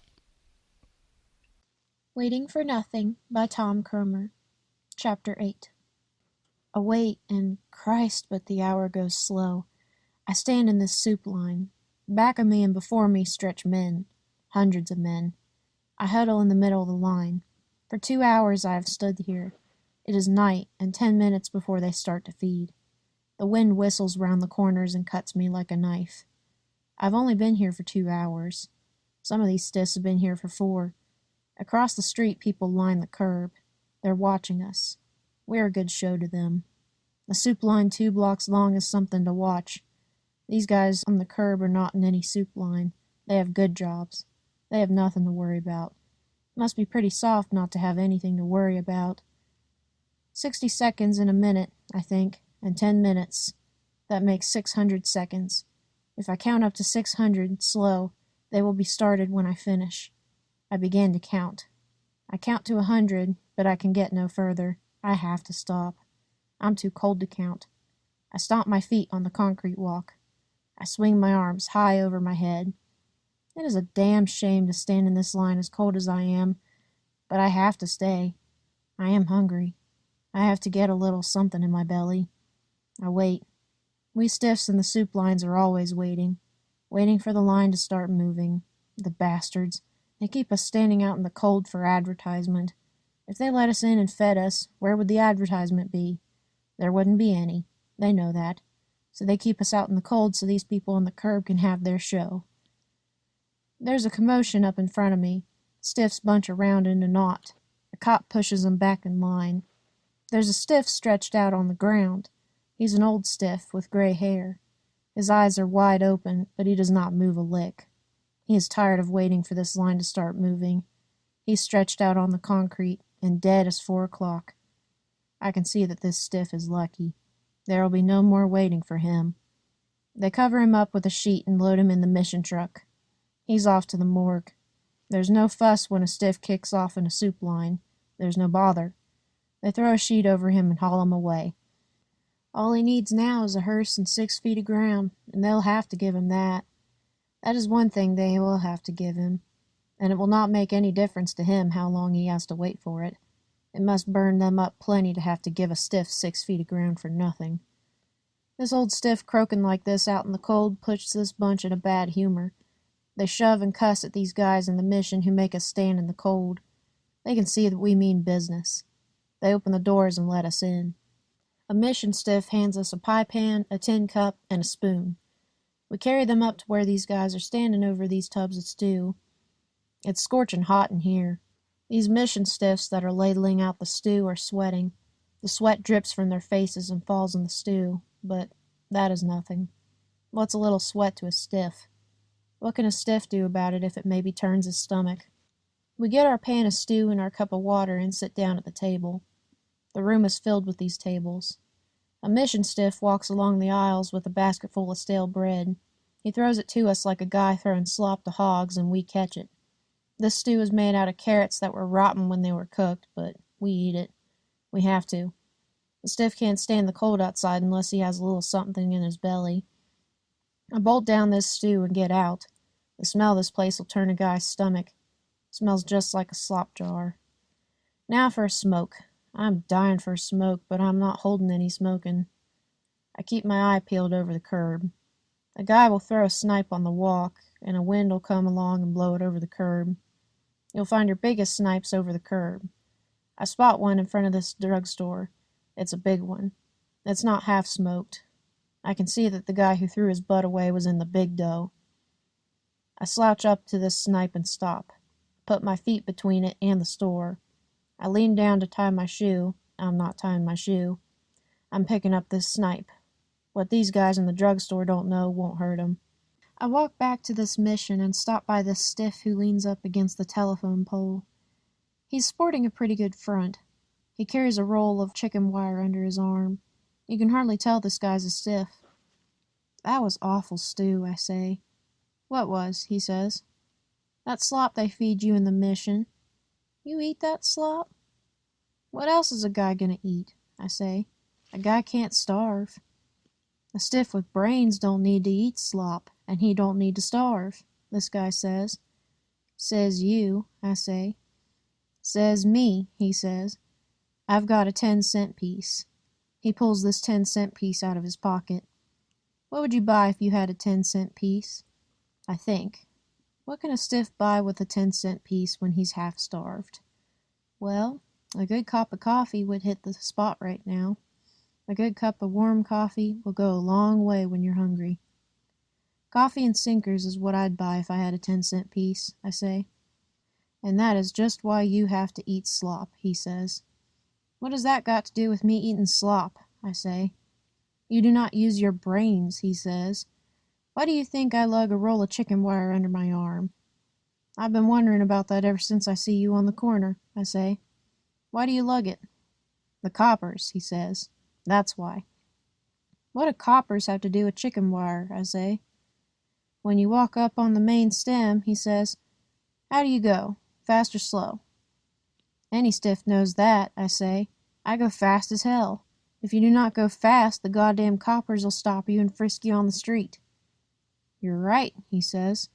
But I don't walk fast on the main stem or anywhere else, and the coppers don't bother me. They don't bother you? I say. They do not, he says. They don't think I'm a stiff. What would a stiff be doing with a roll of chicken wire under his arm? You're a smart stiff, I say. I've never tried that. It's just as easy to be a smart stiff as a dumb stiff, he says. All coppers are dumb. A smart stiff will fool a copper every time. You didn't say what you were going to do with your 10-cent piece, I say. I'll show you some brains that are real brains and not imitations, he says. We blow this dough for 2 doughnuts, see? Then we hot-foot it to a corner where a bunch of dames is waiting for a streetcar. We plant one of these doughnuts on the curb and go across the street. When enough dames is waiting there, I duck across the street, dive at this sinker, and down it like I ain't et for a week. Dames is soft, see? This racket is good for $1 and sometimes $2. I can see that this stiff has got brains, and what is more, he's got imagination. How long have you been working with this little trick? I say. Since I've been on the fritz, he says. And the bulls, don't the bulls ever break your racket? I say. Bulls, he says. I'm too smart for the bulls. Come on, and I'll show you why I don't eat the slop they throw out in the mission. We go into this bakery and buy 2 doughnuts. They're no ordinary doughnuts. They're big and honey-dipped. I've never seen a prettier picture than these 2 doughnuts. That's because I'm damn near starved. I want to sink my teeth into one of them, but I know that that is foolishness. After I was through eating it, I'd be hungrier than ever. When you're starved and get a little something to eat, you're hungrier than ever. We can't waste any time eating one of these doughnuts. We're on our way to try out a little scheme that took lots of brains to think up. We slouch down the street until we spot a good corner. There are a bunch of women waiting there for a streetcar. When it comes along and they get on, we take this chance to lay one of our doughnuts on the curb. We put it in plain sight. Anyone waiting for a car can see it. I carry the other one, and we walk across the street and wait. In a little while, there's another bunch of women on this corner. There are some men, too, but we're not interested in the men. Men are hard, but women are soft. A woman does not like to see a hungry stiff starve to death.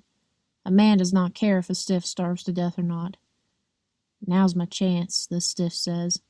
He slouches across the street. I stand here and watch him. He's got the guts, all right. There's no doubt that this guy's got the guts. I can see now why this guy does not need to eat mission slop. A stiff with this much guts can live like a king. He stops across the street and lets his eyes fall on this doughnut on the curb. It is a picture sitting there. I expect to see him make a dive for it, but he does not. This stiff is deeper than that. He knows how to do it. He just stands there and watches it. These women see him looking. I can see they're thinking, why will a guy stand on the street and watch a doughnut? He walks on by and stops a little ways up the street. Pretty soon he comes back. He walks far over to the curb and snatches it up on the fly. He hits it over behind a telephone pole. By the way he acts, you'd think this was the first doughnut this stiff ever snatched off the curb.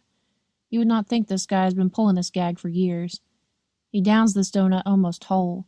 It It looks as though the stiff is plenty starved.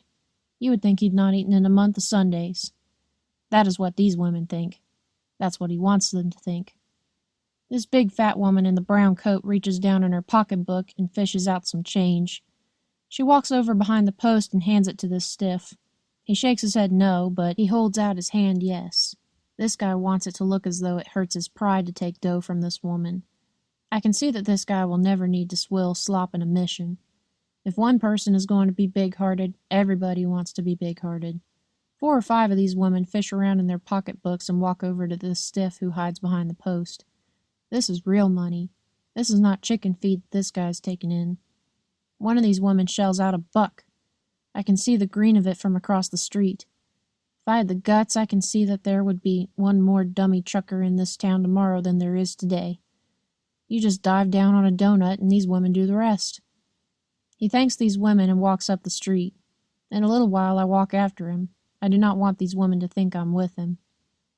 You are the stuff, I say. That is the prettiest little trick I've seen in a long time. You'll go a long way before you find a prettier little racket than dummy chucking, he says. How much do you think I cleaned up on that donut?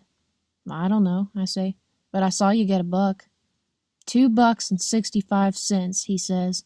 That is how much I made on one donut, and you wanted to spend that 10-cent piece on a cup of lousy coffee. You've got to have brains and imagination to get along on the fritz. Me and this stiff hot-foot it to a restaurant and order up a good meal. This guy's all right. When he leaves, he slips me a 4-bit piece. Any stiff that eats mission slop ought to have his fanny kicked, he says. There's too many donuts in this world for a stiff to eat mission slop. I sit here in this restaurant and think, why can't I do what this stiff does? I have as much brains as he has. I have the imagination, too. But I cannot do it. It is the guts. I do not have the guts to dive down on a donut in front of a bunch of women. There's no use talking. I'll never have the guts to do that. Waiting for Nothing by Tom Kromer, Chapter 9. I crouch here in this doorway of the blind baggage. For 5 hours I have huddled here in the freezing cold. My feet dangle down beneath the car. The wind whistles underneath and swings them back and forth. The wheels sing over the rails. Up in front of me the engine roars through the blackness that is blacker than the night. The smoke and the fire belch into the sky and scatter into scorching sparks that burn my back and neck. I do not feel the wind that swings my legs. They are frozen. I have no feeling in them. I slink far back in this door and put my hands over my face. Great God, but I am miserable. I cannot stand this much longer. I was a fool for nailing the blind baggage of this passenger. I was a fool, and now I'm freezing to death. I think, how am I ever going to get off this drag if it ever does stop? I can't walk. My feet that are frozen will not hold me up. I sit here and think, and I doze. I awake with a jerk. You damn fool, I say, you can't go to sleep here. You'll fall under those wheels that sing beneath you. Those wheels would make quick work of you, all right. Those wheels would make mincemeat of you. You would not be cold any more.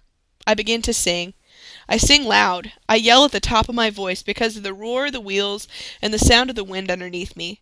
I don't want to fall under those wheels. I'm only a stiff, and I know that a stiff is better off dead, but I don't want to fall under those wheels. I can feel myself getting dopey. I try to sing louder. I try to hear my voice over the sound of the wind and the cars, but I cannot. I cannot keep awake.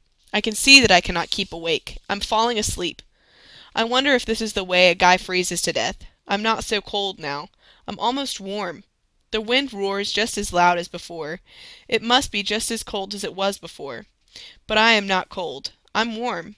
Great Christ, I must not let myself freeze to death. I swing my arms. I reach my head far out over the side of the car. The wind tears at my face, but I keep it there until the tears run down my cheeks. Oh, Christ, won't this drag never stop? I feel the buckle of this drag beneath me. I feel it jerk and throw me forward. I hear the whine of air for brakes. I grab the sides of this car with all my might. My frozen fingers slip, then hold. I'm not scared. I'm not afraid. I just grab the sides of the car and hold. I feel this train slacken speed. I see the scattered lights of a town. Only a few lights, but I see that this drag is going to stop. I begin to laugh. I laugh like a crazy man when I see that this drag is going to stop. I hang on with all my might. There will be a jerk when this drag stops. I do not want to go under those wheels. We pull to a stop in front of this jerkwater station. There will be no bulls in this place. The thing to do is to get off this drag before it starts again. I'll not stay here long. How am I going to reach the ground? My legs are numb. They're frozen. They will not hold me up. I rub them fast and hard. I feel them sting and burn as the blood begins to run. I try to move them. I can move them. I can see them move. But I feel nothing when they move. I pull myself to my feet. I'm standing. I can see that I'm standing, but I cannot feel the car beneath my feet. I reach out over the side of this car and grab the ladder. I climb down. I hold with one hand and guide my legs with the other, but I climb down. I stop at this last step. It is a long way to the ground for my frozen feet. I jump. I fall face down in the cinders at the side of the track. This drag whistles the high ball. She pulls out. I lie here in the cinders with my bleeding face and watch the coaches go by. I lie here in the cinders with my frozen legs that have no feeling in them. I shiver as I think of that blind baggage with the roar of the wheels and the sound of the wind underneath. I push my fists into the ground and get to my feet. I grimace at the pain that shoots through my legs, but I grit my teeth and walk. What I want right now is a cup of coffee. A cup of good hot coffee will always warm a guy up. I'm too cold to want to eat. I make it to the main stem of this town. There are lights in the few stores that are still open. I pass a restaurant. There is a sign in the window. It says, "Try our 10-cent hamburgers." I wonder if they would let a frozen stiff try their 10-cent hamburgers. I walk in. There are 2 customers eating. I walk up to this bird behind the counter. He backs away. He glances at his cash register. He has a scared look on his face. I look in the mirror that lines the wall. I do not blame this guy for being scared. What I see scares me too. My face is as black as the ace of spades. It is smeared with blood from the cuts of the cinders as they scraped my face. I hit those cinders hard. "Buddy," I say, "I'm broke. Could you spare me a cup of coffee?" "I can't spare you nothing," he says. "Beat it before I throw you out." Imagine this bastard. I'm half starved and froze to death, and he turns me down for a lousy cup of coffee. I'm too cold to even cuss him out. I want to cuss him out, but I'm too cold. I walk down the street and hit these other 2 restaurants. They turn me down flat. I can't get me anything to warm me up, but there is one thing I will have to get, and that is a flop. In weather like this, a stiff has got to have a flop. "Where's the town bull?" I say to this guy on the corner. "You'll find him in the garage," he says. "He'll be shooting the bull by the stove in the garage."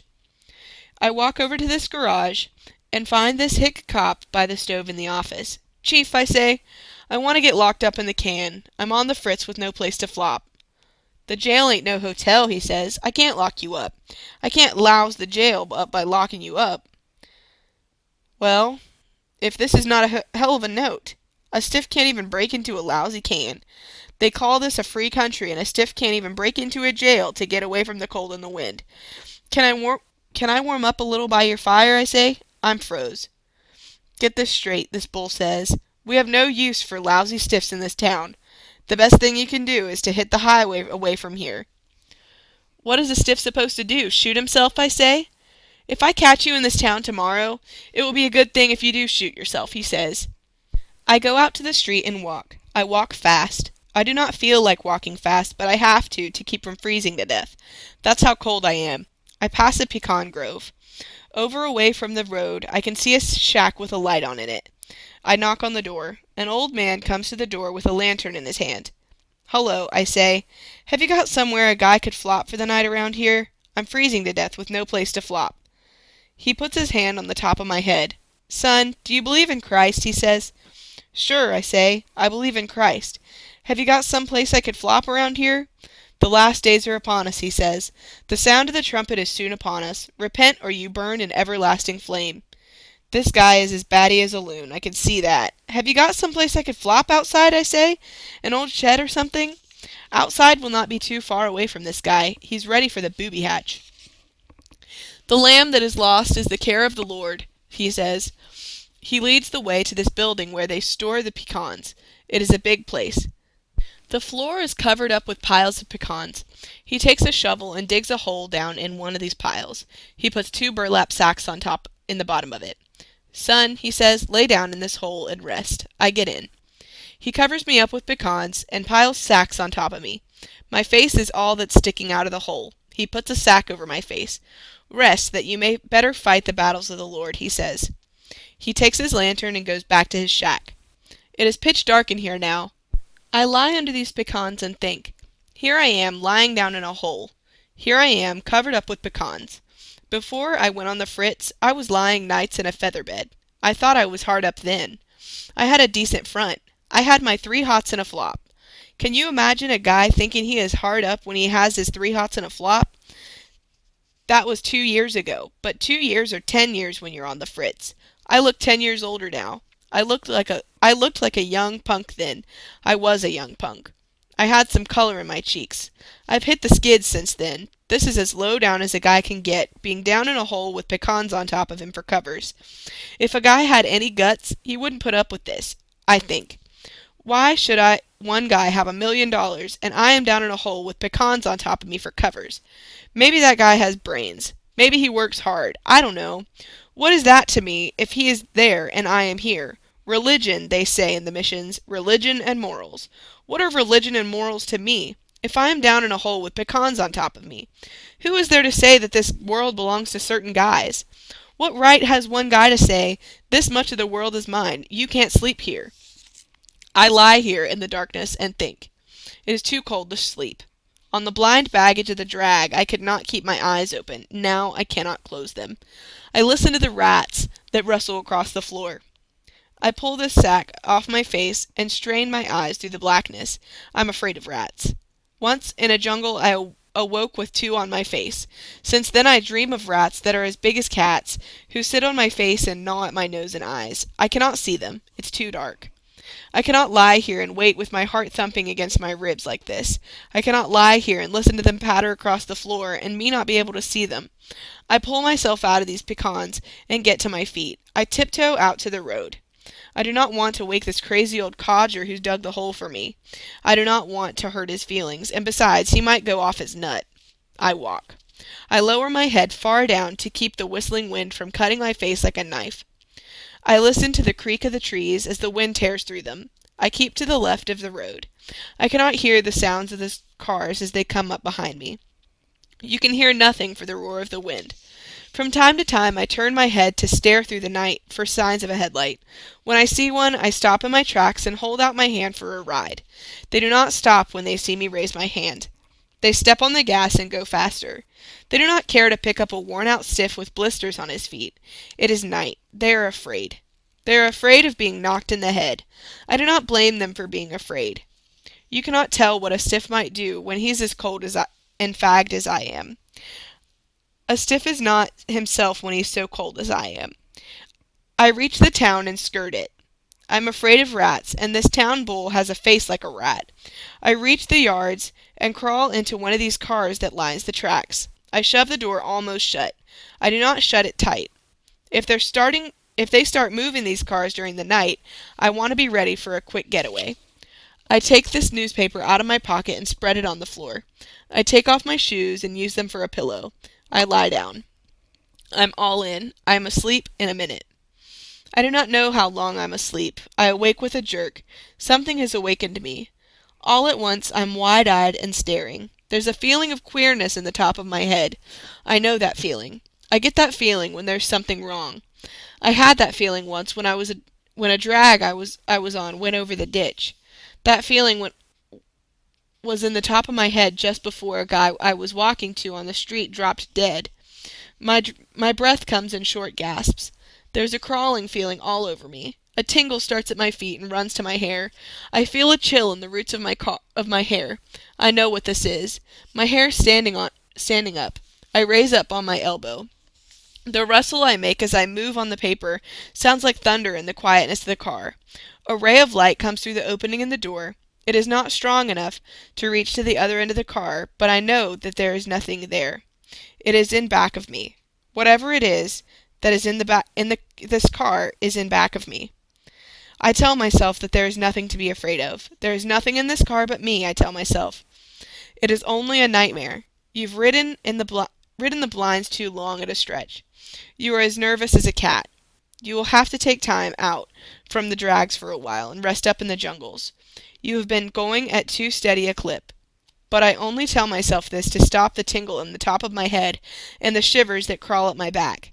Riding the drags does not do this to me. I have been doing it too long. I would not know what to do if I was not riding the drags.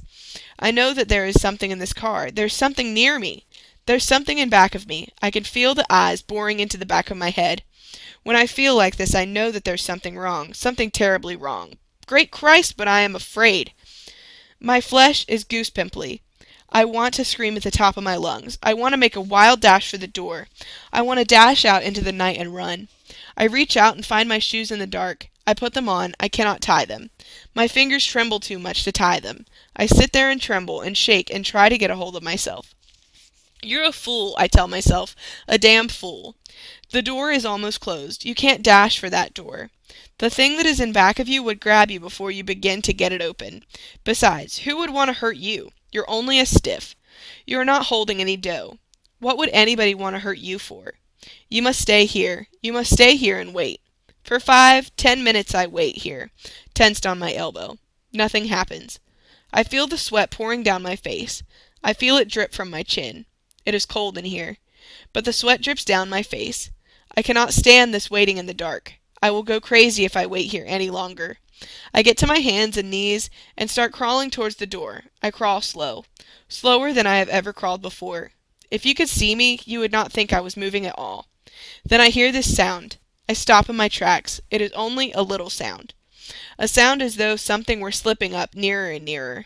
A sound as though someone was raising one foot and then putting it down, then sliding the other foot up nearer and nearer. Then, through the dark, comes this squeal. It's a wild squeal. A squeal like something is mad and crazy. It's like something has lost its mind. I feel it bound through the air and land on my back. It knocks me down on the floor. These sharp claws bite into the nape of my neck. The long fingers grip my throat so that my breath comes in sobs. I'm strangling. I grab at these claws. I feel a man's wrist. A strong wrist. A wrist that is all covered with hair like an animal's. I'm belly down on the floor of the car. These fingers, like hot iron, press tighter and tighter. I feel these knees that bore into the small of my back. My neck wrenches backward. So far back, I wait to hear it snap. Dizzier I get, and dizzier. Like in a dream, I know that these claws that bite into my neck are trying to kill me, to choke me to death. I struggle blindly in the darkness. I throw myself to my back. I feel the claws loosen their grip. I feel them slide off my neck and tear the flesh off in strips. I feel the burn on my throat and the moistness that I know is blood. I stumble to my feet as he sprawls on the floor. I'm facing him now in the dark. He scrambles to his feet. He's only a shapeless man in front of me. It is a shapeless mass that wants to kill me, to choke me, till there is no life in me. I see it hurl itself through the air. I brace myself against the side of the car and kick out with my foot with all my might. I feel it hit, hard. I hear a grunt, a squealy grunt that a pig might give. My foot is buried in his belly. He thuds to the floor. He rolls over and over, but he is up again in a second. There's a flash in his hand. Through the ray of light that comes through the door, I see this flash. My spine creeps. I know what that flash is. It's a knife. I cannot let him get at me with a knife. I cannot let him rip me open with a knife. He's going to murder me with the knife. I have to get out of here. Great Christ, I have to get out of here. I leap towards the door and reach it. I claw at it and try to pry it open. It is caught. The splinters bury themselves in my fingernails. I do not notice the pain. I'm too afraid to notice the pain of a splinter in my nails. Again, behind me, I hear that scream. I swing around. The knife flashes through the air above my head. I grab at the hairy wrist that holds the knife. The razor-sharp edge slashes my arm. I know it slashes my arm because of the scorched feeling and the wet that spurts against my face. I struggle with the wrist that holds the knife and the arm that clubs my head. I'm getting weak. The loss of blood has made me weak. I cannot hold the arm that clutches the knife. I glue my eyes to this flash that quivers and shakes over my head as we strain in the ray that comes through the door from the moonlight. Nearer it comes and nearer. I twist the wrist with all my strength. I twist till I hear the snap of it through our panting and scuffling. I hear this scream again as the arm goes limp and the knife clatters to the boxcar floor. I start to dive for the knife on the floor and feel this fist that smashes to my face. I sprawl to the other end of the car. I grope in the dark and try to get up. I cannot. I am too weak to get to my feet. I lie here and tremble on the floor. Through the ray of light that comes from the door, I see this guy stand and stare at the floor. The gleam of the knife is there. He does not pick it up. He is not looking at the knife. It is this pool of blood from my slashed-up arm he's staring at. He stares like a guy in a trance at this blood. He flops to his knees and splashes his hands in the blood and screams. He splashes his hands in the pool of blood and smears it all over his face. I can see him quiver and shake and hear his jabber as he smears the blood. I lie here and wait for the flash of the knife, but it does not come. He leaps to his feet and jumps towards the door of the car. He jabbers and babbles as he shoves against it. He slides it open and leaps to the tracks. I can hear his screams as he crashes through the thickets. I lie in darkness with my bloody arm and shiver and sob in my breath. Waiting for Nothing by Tom Kromer, Chapter 10. We crawl on our hands and knees and ease up towards the yards. It is so dark you can hardly see your hand in front of you. We can hear them banging these cars around inside this high-board fence that separates us from the yards. We can hear the switch engines chugging as they make up our drag. We do not have long to wait. We hear this drag give the high ball. We ease up as close as we can get without being seen by the bulls. We scrape our knees and our hands on the sharp pebbles in the tracks and stumble over the ties that are higher than the rest. We cuss under our breath. We crawl to the side of the tracks and press up tight against these piles of ties. We are nervous. A stiff is always nervous when he knows he has to nail a drag in the dark. This drag is pulling out. We see this shack on the tops wave his lantern to the engineer. We can hear her puffing as she comes. I cock my ear and listen to the puff. You can judge how fast a drag is coming by listening to the puff. This one is picking up fast. She will be bawling the jack when she gets to where we are. I keep one eye peeled for the bulls. If they're riding this drag out, they'll be laying for us. I have too many scars already from being sapped up by the bulls. I can hear her coming now. I can see the sparks that fly from her stacks and the flames that leap above her. She is puffing plenty. She's a long drag and a double header. I can make out the sparks from the two engines. That is why she is bawling the jack so much. This is a manifest. She won't lose any time going where she's going. Passenger trains will take a siding and let these red balls through. This old stiff picks up his bindle and starts back towards the jungle. This one is too hot, he says. There will be another drag tomorrow. I do not like to sell pencils. 4 or 5 stiffs follow him. They know when a drag is too hot, too. They do not want to sell pencils either. I crouch here in the dark and wait. Farther up the track, I can see these other stiffs crouching beside the tracks. They're only a shadow through the dark. I hope I can make it, but I am plenty nervous. It is too dark to see the steps on the cars. I'll have to feel for 'em. I pick me out an even place to run in. I look close to see that there are no switches to trip me up. If a guy has to trip over something when he was running after this drag, it would just be too bad. That guy would not have to worry about any more drags. These engines bellow past us. I can see now that I have waited in the cold for nothing. I can see that a guy can't make this one. It is just too fast. The roar she makes as she crashes over the rails and the sparks that shoot from her stacks tell me she's just too fast. A stiff is foolish to even think about nailing this one. Christ, but I hate to wait all night for a drag and then miss it because it's too fast. The stiff in front of me does not think this drag is too fast. Brother, I think, I hope you're right, because if you're wrong, you will not do any more thinking. I see him run along by this drag. I see him make a dive at this step. He makes it. It swings him hard against the side of the car. I can hear the slam of his hitting from where I am. He does not let go. He hangs on. I see him begin to climb the steps to the tops. Damn, but that was pretty. No waiting all night for a drag and then missing it for this guy. He's an old-timer. I can tell by the way he nailed this drag that he's an old-timer. Another stiff runs along by this drag. I can tell that he is scared. He reaches out his hand after this step as this drag flies by, and then he jerks it away. This stiff will never make it, I can tell. He has not got the guts. The stiff has got to make up his mind to dive for those steps and then dive. This stiff makes up his mind to take a chance. He reaches out and nails this step. The jerk swings him around and slams him against the car. He hits hard. If he can hold on, he's all right, but he cannot hold on. He lets loose and flies headfirst into the ditch at the side of the track. The bottom of that ditch is cinders. Christ, but there's a stiff that's dead or skinned alive. I cannot tell if he's moving in the ditch or not. It's too dark to see. I cannot go over there and see. I've waited all night in the cold to make this drag, and I'm going to make it. That first stiff made it. If he can make it, I can make it. I've nailed as many drags as the next stiff. Be sure and nail the front end of the car, I tell myself. Be sure and nail the step on the front end of the car. If you lose your hold, you will land in the ditch like that other stiff. That will be bad enough, but if you nail the rear end and lose your grip, you will land between the cars. It is just too bad for a guy when he goes between the cars. I saw a stiff once after they pulled him out from under a boxcar. That stiff did not need to worry about nailing any more Red Bulls at night. I judge my distance. I start running along this track. I hold my hands up to the sides of these cars. They brush my fingers as they fly by. I feel this step hit my fingers and dive. Christ, but I am lucky. My fingers get a hold of it. I grab it as tight as I can. I know what is coming. I slam against the side of the car. I think my arms will be jerked out of their sockets. My ribs feel like they're smashed, they ache so much. I hang on. I made it. I'm bruised and sore, but I made it. I climb to the tops. The wind brushes by and cools the sweat on my face.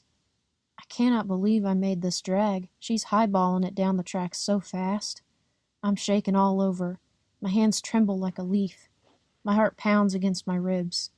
I always get nervous like this when I've nailed a drag at night going as fast as this one is. I lie up here on the tops in the rush of the wind and wonder about that poor bastard over in the ditch. I wonder if he was killed. I know what these other stiffs who missed the drag will see to him, but I cannot get my mind from him. A stiff like that has no business on the road. That guy should be a mission stiff. He's not got the guts to nail a drag at night. He should stick to the day drags. A stiff can't expect to reach up there and grab hold of those steps. You have to feel them brush your fingers and then dive for 'em. If you make it, you're lucky. If you don't make it, well, what the hell? What difference does it make if a stiff is dead? A stiff might just as well be dead as on the fritz. But just the same, I am glad I am here on the tops and not smashed all to hell underneath those wheels that sing beneath me. For 2 hours I lie up here before this drag pulls to a stop at a red block. I'm as stiff as board from the rush of cold wind and the frost that covers the tops. I'll have to find me an empty. It is just as cold in an empty as it is up here, but there is not the rush of wind that cuts through you like a knife. I climb down to the ground and run along by the tracks until I hear the voices of stiffs in one of these cars. I shove the door open and climb in. There are about 10 stiffs already in this car. They are walking back and forth and stomping their feet from the cold. It is miserable in this car, and they are miserable. I'm miserable myself. But then, what the hell? A stiff is always miserable. If he's not miserable, he would not be a stiff. Some of these stiffs lie on the floor with last Sunday's newspapers around them for covers. They're not so cold. You'll find a worse blanket than last Sunday's newspaper. I have no newspaper. I sit down in this corner and shiver. My teeth click together. On all sides of me I can hear the other stiffs' teeth clicking together. The click keeps time with the song of the wheels on the rails. I close my eyes and try to sleep.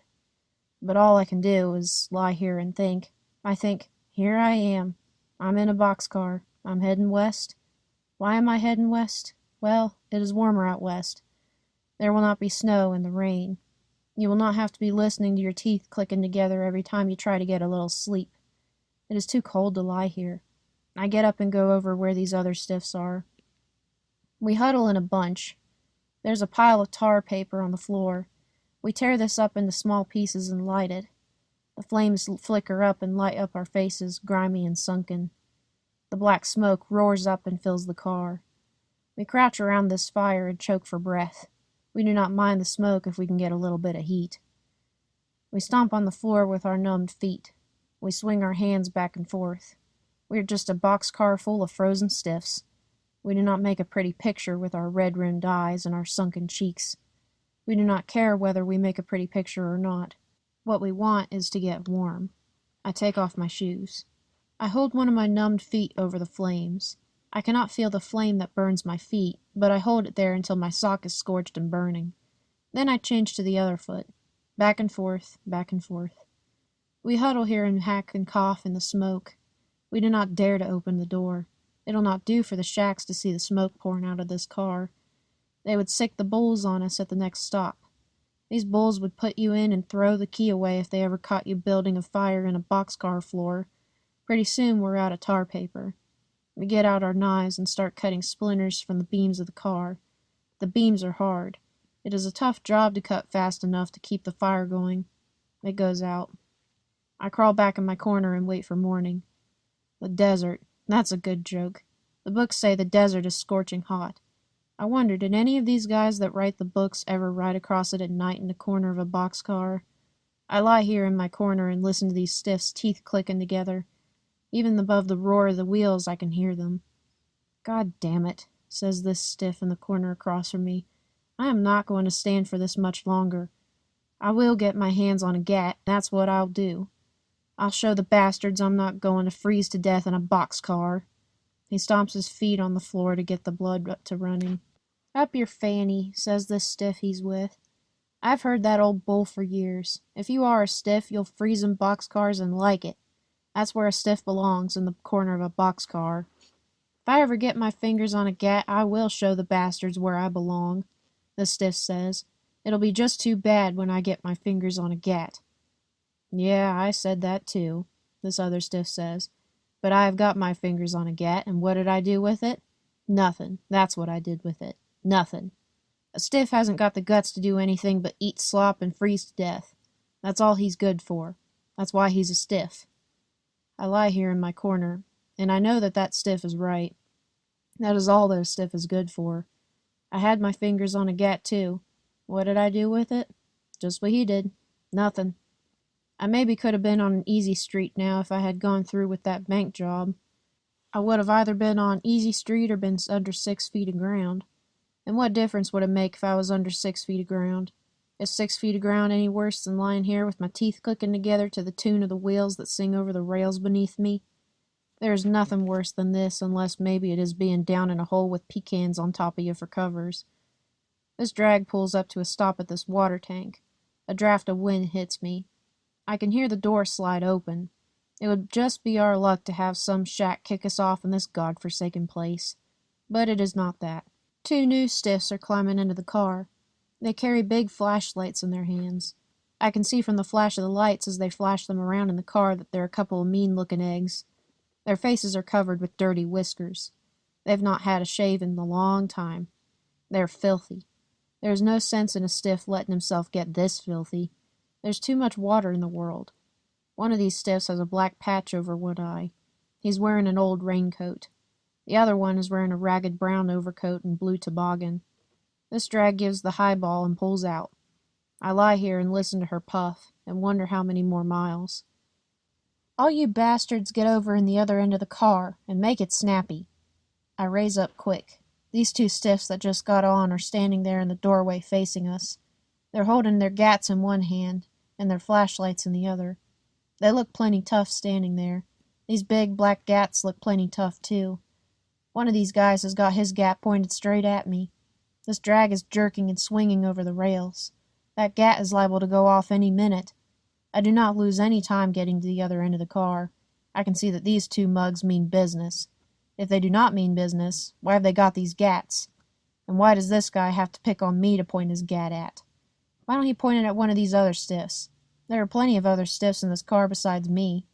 These other stiffs do not like the looks of these gats either. They get to the end of the car as fast as I do. We know what this is. We know what we're in for. These stiffs are a couple of hijackers. This is a hold-up.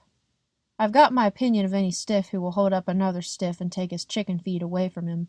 Any guy who will do that is a low-livered bastard. I do not say that out loud, though. Not with those gats pointed at us like that. Hold up your hands, this guy in the blue toboggan says. We do not lose any time holding up our hands. You with the red hair, come out here, says this other stiff. Any of you other mugs try anything funny and we'll drill you full of holes. This red-headed guy walks out to the middle of the car. He's holding his hands high in the air. They're shaking plenty. He's scared, and I can't say that I blame him. I'm plenty nervous myself. These two are the toughest-looking mugs I've seen in a long time. One of them frisks this red-headed guy, while the other one keeps us covered with the gat and flashes his light upon us. "Where do you keep your dough?" this guy that's doing the frisking snaps. "In my pants pocket," this red-headed stiff says. "In my left pants pocket. I've only got some chicken feed."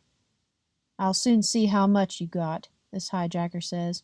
"If I catch you holding out on me, I'll beat the living hell out of you and throw you out on the desert for the buzzards." I can see that this stiff who's doing the frisking knows his business. I can see that he's an old-timer at this little trick of robbing stiffs of their chicken feed. He not only looks in your pockets, he looks in the sweatband of your hat and feels in the lining of your clothes. He does not find anything but chicken feed on this red-headed guy. "Get back in the corner," he says, "and keep your hands in the air." He starts on the next guy. In the lining of this stiff's coat, fastened with a safety pin, he finds $5. Can you imagine that? This stiff has got $5 pinned to the lining of his coat, and he has been bumming smoking off the rest of these stiffs. A tight stiff like that deserves to lose his dough. "You'll lie to me, will ya?" says this hijacker. He slaps this stiff across the face with the butt of his gat and knocks him clear across the car. This stiff sprawls on the floor and does not get up. "Any of you stiffs make a move and I'll drill ya," says this stiff who's covering us. We do not make a move. One at a time he goes through the rest of us. I'm the last guy. It is my turn. "All right, you," he says. I walk out to the middle of the car and hold out my hands. He goes through me. 4 bits is all I got in my pockets. He does not find anything in my clothes. "Where are you hiding your dough?" he says. "Come clean or you'll get what the other stiff got." 4 bits is all I'm holding, I say. "You already got all the dough I'm holding." "All right, get back to your end of the car," he says. I get back. I feel pretty good. This bastard doing the frisking is not so smart. I bet I'm the only stiff in this whole car who is holding a cent now. I'm too smart for this bastard. I got $2 hid under that bandage on my arm. I got iodine smeared over the tape. It looks like I got a plenty sore arm, but there's nothing the matter with my arm. That's the only way I thought up out of my head to keep these hijackers from stealing my dough. This is not the first time I've run into hijackers since I've been on the fritz. This drag pulls over to a siding and slows down. She's going to let a passenger through. These hijackers pull the door open. They know she's going to stop here. I bet they pull this little trick every night. "Lay down on the floor with your heads to the wall," one of them snaps. We lie down. This drag stops. We hear these guys pile out the door. We hear the door close and the lock snap. They've locked us in. All these stiffs in the car get up to their feet and start cussing these hijackers. All but me. I do not say anything.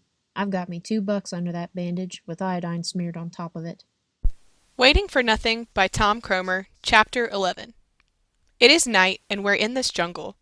This is our home tonight. Our home is a garbage heap. Around us are piles of tin cans and broken bottles. Between the piles are fires. A man and a woman huddle by the fire to our right. A baby gasps in the woman's arms. It has the croup. It coughs until it is black in the face. The woman is scared. She pounds it on the back. It catches its breath for a little while, but that is all. You cannot cure a baby of the croup by pounding it on the back with your hand. The man walks back and forth between the piles of garbage. His shoulders are hunched. He clasps his hands behind him. Up and down he walks, up and down. He has a look on his face. I know that look. I have had that look on my own face. You can tell what a stiff is thinking when you see that look on his face. He's thinking he wishes to Jesus Christ he could get his hands on a gat. But he will not get his hands on a gat. A gat costs money, and he has no money. He's a lousy stiff.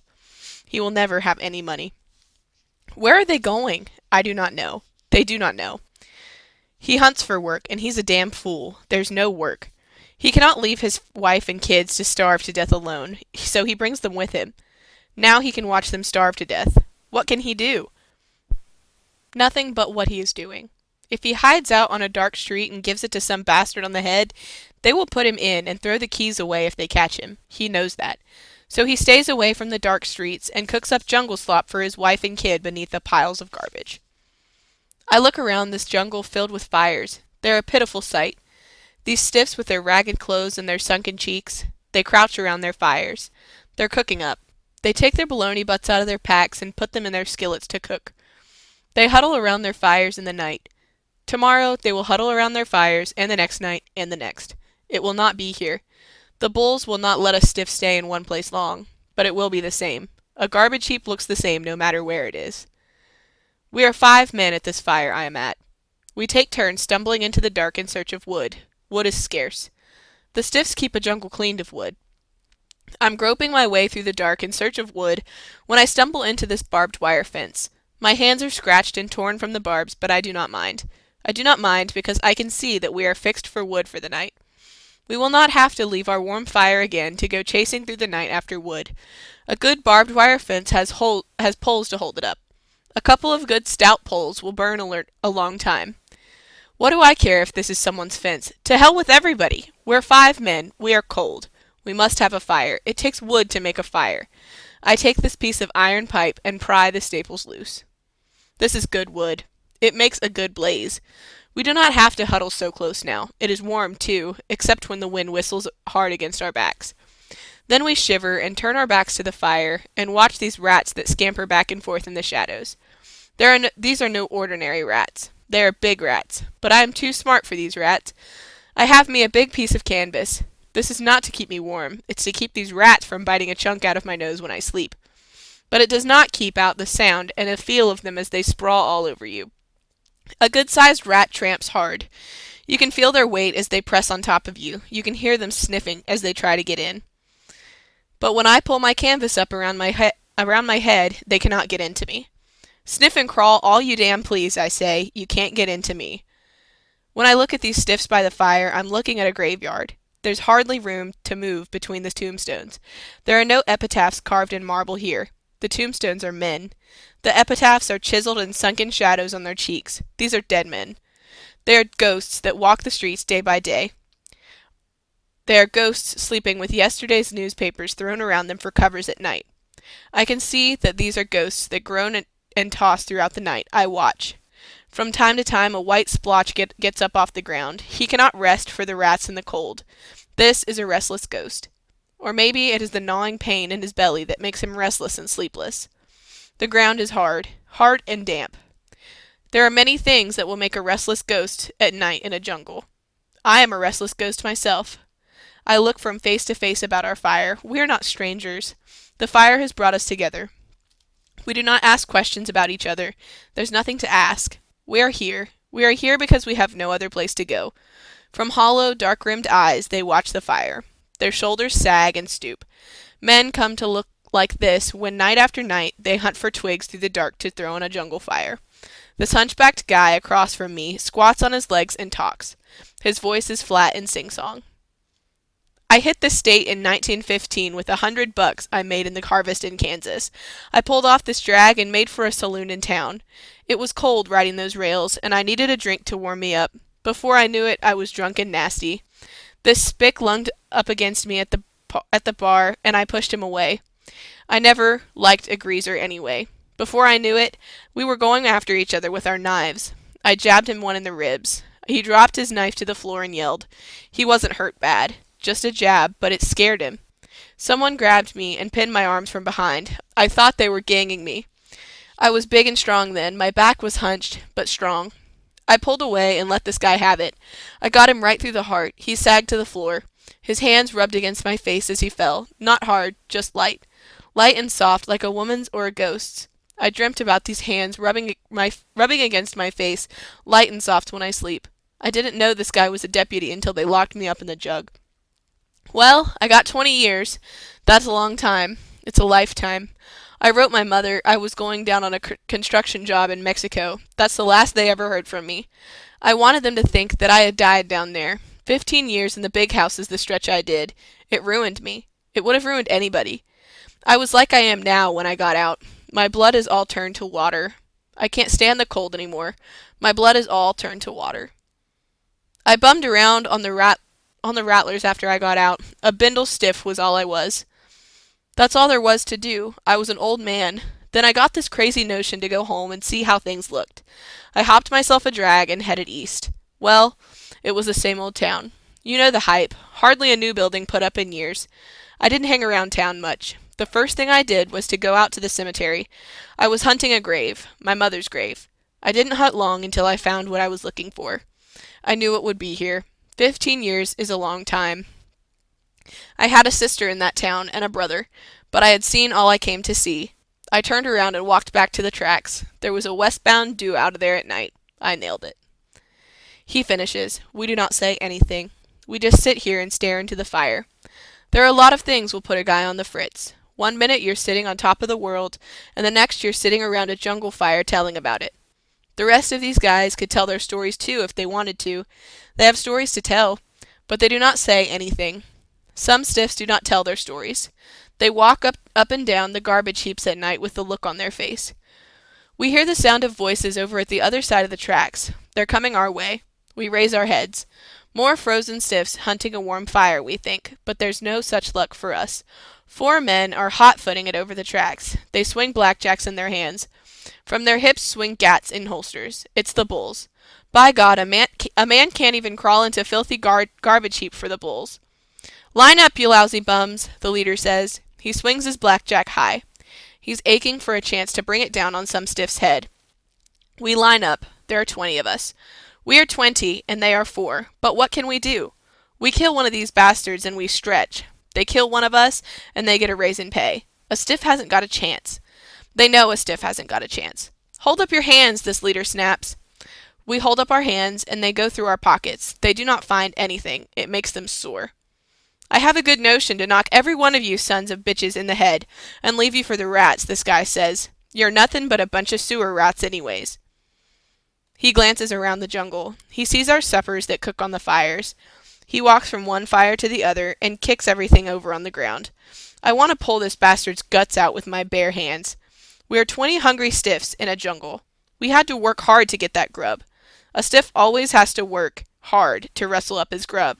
It's almost ready to eat, and he kicks it over on the ground. Get out on the highway before we sap you up, this guy says. You're a bastard, says this guy with a wife and kid. A no-good bastard. This bull walks up to the stiff and brings his blackjack down on the top of his head. It makes a thudding sound when it lands. He topples to the ground. The blood spurts from the cut in his head. He gets to his feet and staggers around the fire. The woman with the kid starts to cry. We close in toward these bulls. We fumble on the ground for sticks and rocks. Let's hang the sons of bitches, says this old stiff. Let's skin the bastards alive. These bulls see that we mean business. They go for their gats in their holsters. They cover us. I will bore the first bastard that lays a hand on me, the leader says. We stop crowding in. What can we do when they have us covered with these gats? There's nothing we can do. Hit it down the pike as fast as you can go and don't come back, says this bull. We head down the road. It's the cold night for us with our blistered feet and our empty bellies. 5 miles down this road there's a water tank. Sometimes the drag stops there for water. If we're lucky, we can nail a drag out of there tonight. We walk. We've covered a mile when the man and the woman with the kid drop out. It's a rough walk over the ties in the night, and they're tired and hungry.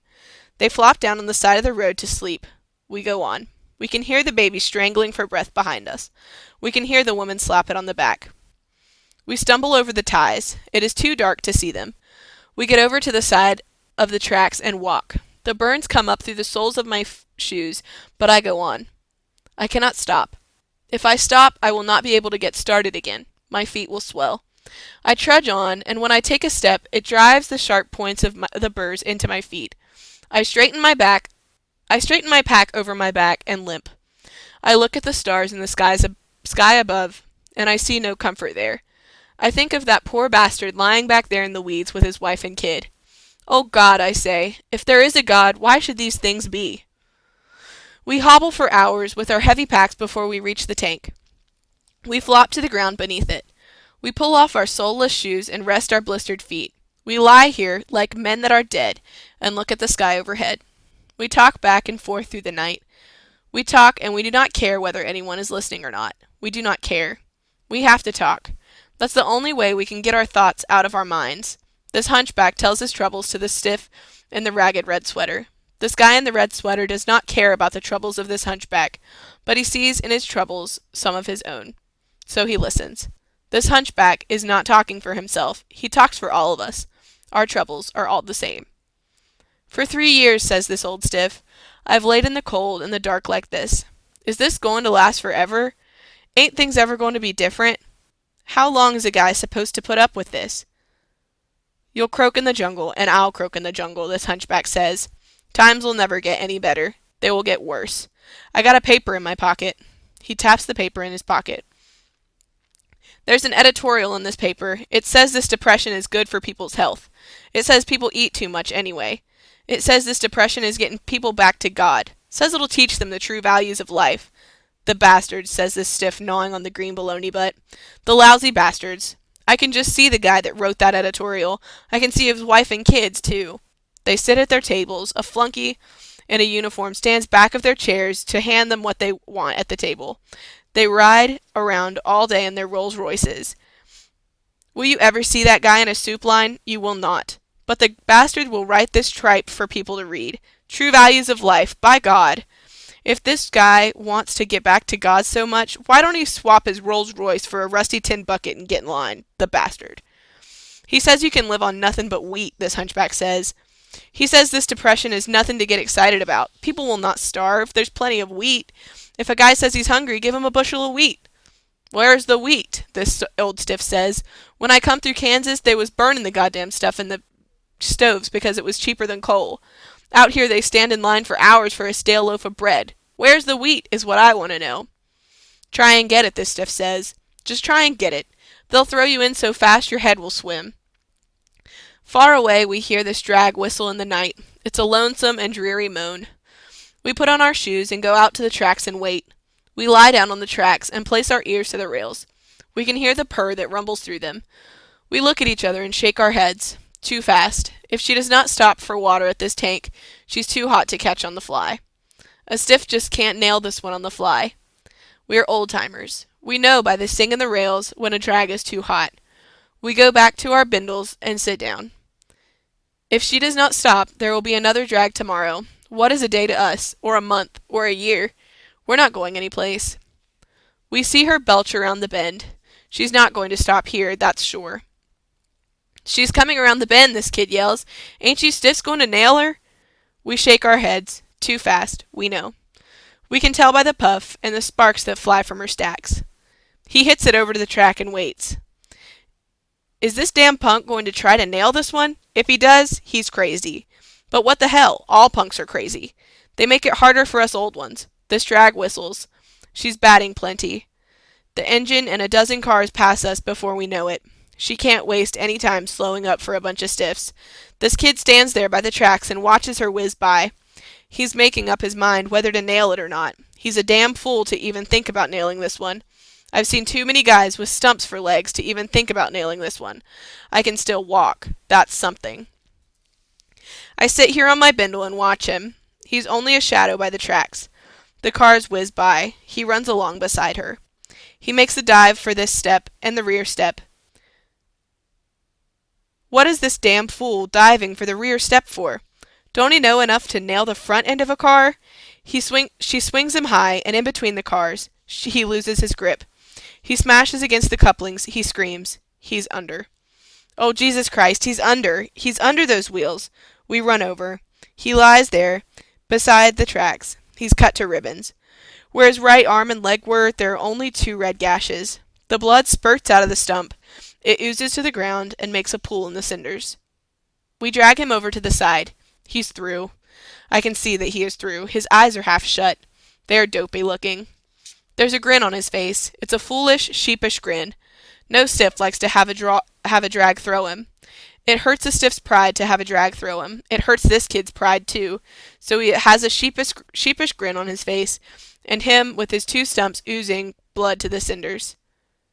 I lean over him. Want a cigarette, buddy? I say. Hello there, he says. Sure, I want a cigarette. I put it between his teeth and light it. My arm feels funny, he said. Kinda numb and tingly. That old drag was balling the jack. I might have bumped it pretty hard. You got a rough bump, I say, but you'll be all right in a minute. She was a hot one, all right. She was plenty hot, all right, he says. I thought I was a goner when I slipped. He does not know. He is hurt. He cannot see his 2 stumps that are oozing blood on the cinders. I lean over so he cannot see. What is the use to let him know? He'll be gone in a minute. There's nothing we can do.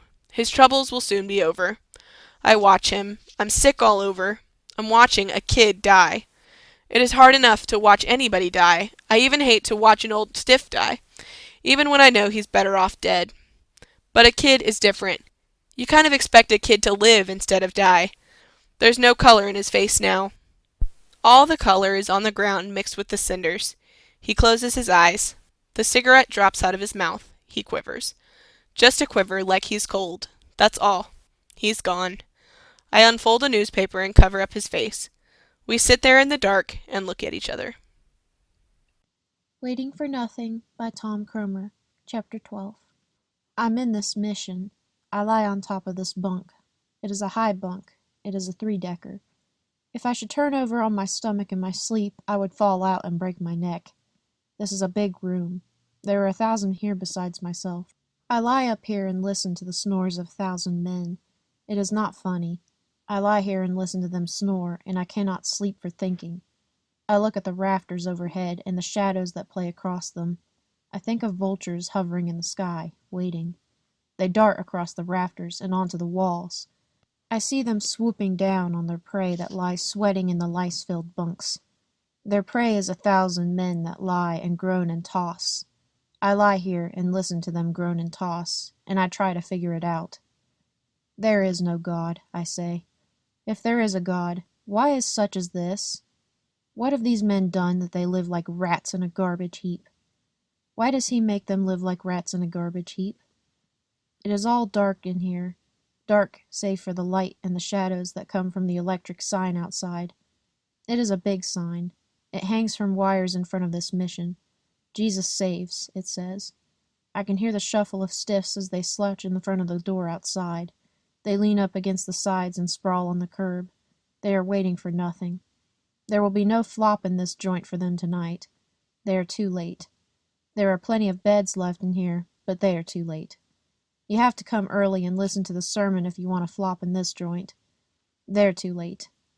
I lie here and wonder since when did Jesus start keeping office hours? There are gas hounds out there, too. I can hear them. They snore and groan in the doorway. They do not care where they flop. They do not care if they flop at all. They do not have a care in the world. I do not blame these guys for being gas hounds. They do not know what it is to be hungry. They never have to eat. What's the use of blowing a good 10-cent piece on a feed? You can blow it on a can of heat and forget you are hungry. You can forget a lot of other things besides. I turn my eyes to the stiff in the bunk next to mine. Through the shadows I can see him lying there. His face is pasty white. The bones almost stick out of his skin. All you can see is the whites of his eyes as he rolls them back and forth. They are big eyes set in a skull with only a little meat still left, and they are all white. That's what gives me the willies when he rolls them about like that. There is no color in them. They're all white. I turn my head away from him, but I can still hear him groan. It is a hollow groan. It comes from a hollow chest. I cannot keep my eyes away from him. I cannot help looking at him. His hands are like claws lying there on the dirty blankets. He does not breathe. He only rattles. Why don't someone do something for this poor bastard? Do something. That is a good joke. When he rattles to death on top of this lousy bunk, it'll only be one less to swill down their lousy carrot slop. God damn them. Someday they will pay for this. For Christ's sake, what is the matter with that stiff? Says this stiff in the next bunk. He's croaking up here in his lousy bunk, that's what's the matter with him, I say. Does he have to make that much racket to croak? He says. I see plenty of stiffs croak, but I never see one make that much racket at it. I guess a stiff has got a right to make as much noise as he wants to when he's croaking, I say. Why should he care if a bunch of stiffs get their sleep or not? Nobody's worrying their heads off about him. Give him a swig of heat or knock him in the head, this stiff says. They're kicking me out of this joint tomorrow. I gotta get me some sleep so I can ride the rattlers. A guy can't be riding the rattlers if he needs sleep. I lie up here and think. Here's a stiff who's lived his life, and now he's dying under these lousy blankets in a mission. If all this stiff needed was a glass of water to save his life, he'd croak anyway. Nobody in this mission would give him a drink of water. This stiff is dying, and this other stiff in the next bunk is raising hell because the rattles from his hollow chest keep him from sleeping. This stiff has not always been a stiff. Somewhere, sometime, this stiff has had a home. Maybe he had a family. Where are they now? I do not know. The chances are he does not know himself. He is alone. The Fritz has made him alone. He will die alone. He will die cooped up in a mission with 1,000 stiffs who snore through the night, but he will die alone. The electric light outside will go on and off in the dark. Jesus saves, but that will not help this stiff. He will die alone. I yelled to this mission stiff who is the night man. "What the hell are you yelling about?" he says. "Don't you know you'll wake these other stiffs up? There is a man dying up here in this lousy bunk, and you ask me why am I yelling?" I say. "Are you going to let this poor bastard suffer all night?" "What do you think I'm going to do with him?" he says. "I'm no wet nurse for a bunch of lousy stiffs." "You're a goddamn mission stiff," I say, "and mission stiffs are sons of bitches." "You can't talk like that to me," he says. "I'll have you kicked out of the mission. Tomorrow I'll have you kicked out of the mission." "You call an ambulance for this stiff," I say, "or I will call it myself, and beat the hell out of you besides." "I'll call an ambulance," he says, "but you will not be here tomorrow. I'll see that you're not here tomorrow." He cusses and goes out to the office to call an ambulance. Pretty soon the doctor's here. There are 2 guys with him. They're dressed in white. They carry a stretcher between them. This croaker climbs up on this 3-decker bunk and looks at this guy. He feels his pulse and times it with his watch. He sticks a thermometer in his mouth. When he pulls it out, he shakes his head. He pulls out a piece of paper and a pencil. "What is your name?" he says to this guy. This stiff does not answer. He cannot answer.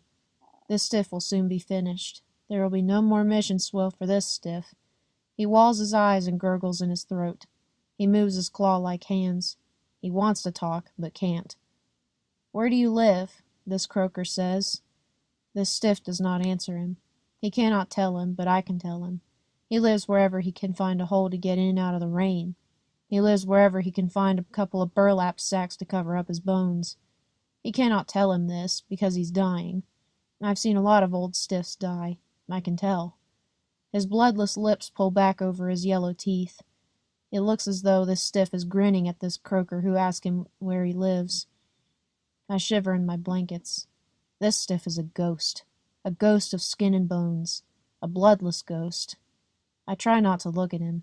A dead man's grin is a terrible thing, a mocking, shivery thing. This croaker climbs down off the bunk. "This guy has not got a chance," he says. "I can't do anything for this guy. He's starved to death. He is skin and bones. He'll be dead in an hour." "What'll we do with him?" this mission stiff says. This bastardly mission stiff does not want to be bothered with an old stiff who'll be dead in an hour. He's afraid he might have to help carry him downstairs. All mission stiffs are the same. They're all bastards. "Load him up," this croaker says to the guys with the stretcher. "We'll take him with us." They load him on the stretcher and take him out. He does not move his face. Only the whites of his eyes show as he walls them around in his head. Only the sound of the rattle comes from his hollow chest. There are not 1,000 snores through the night now. There are none.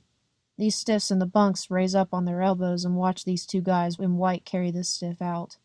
These stiffs know what they're watching. They're watching a funeral. This stiff is not dead yet, but they're watching a funeral. He will not come back. You will see them carry out plenty of stiffs in a mission on these stretchers. You'll never see them again after they carry them out. We know that we are watching a funeral. When they carry you out of a mission, you're dead. They thump down the stairs with this stiff. I lie up here and listen to them thump. These other stiffs lie back in their bunks. Some of them pull the covers up tight around their chins. They are cold. It is not so cold in this room. They're not cold because they're cold, but because they're afraid. I know what they're thinking. They think that that stiff on the stretcher they hear thumping down the stairs is not the stiff that is on it, but themselves. They can see themselves lying on this stretcher. They see the whiteness of their eyes walling through the darkness of the night. They hear the rattle that comes from a hollow chest. That is the way they will land up. They know that is the way. You cannot forever be eating slop and freezing to death at night. Some night you will not be able to get your breath for the rattle, and they will come and carry you out on a stretcher. There is no snoring now. We stare wide-eyed at the shadows that play across the ceiling. We watch the flickerings of the sign outside that says, Jesus Saves. Underneath me is this itch and crawl. I tell myself it is the stickiness of the dirty blankets. But it is not that. I know what it is. It is lice that itch and crawl beneath me. I lie here and feel them crawl.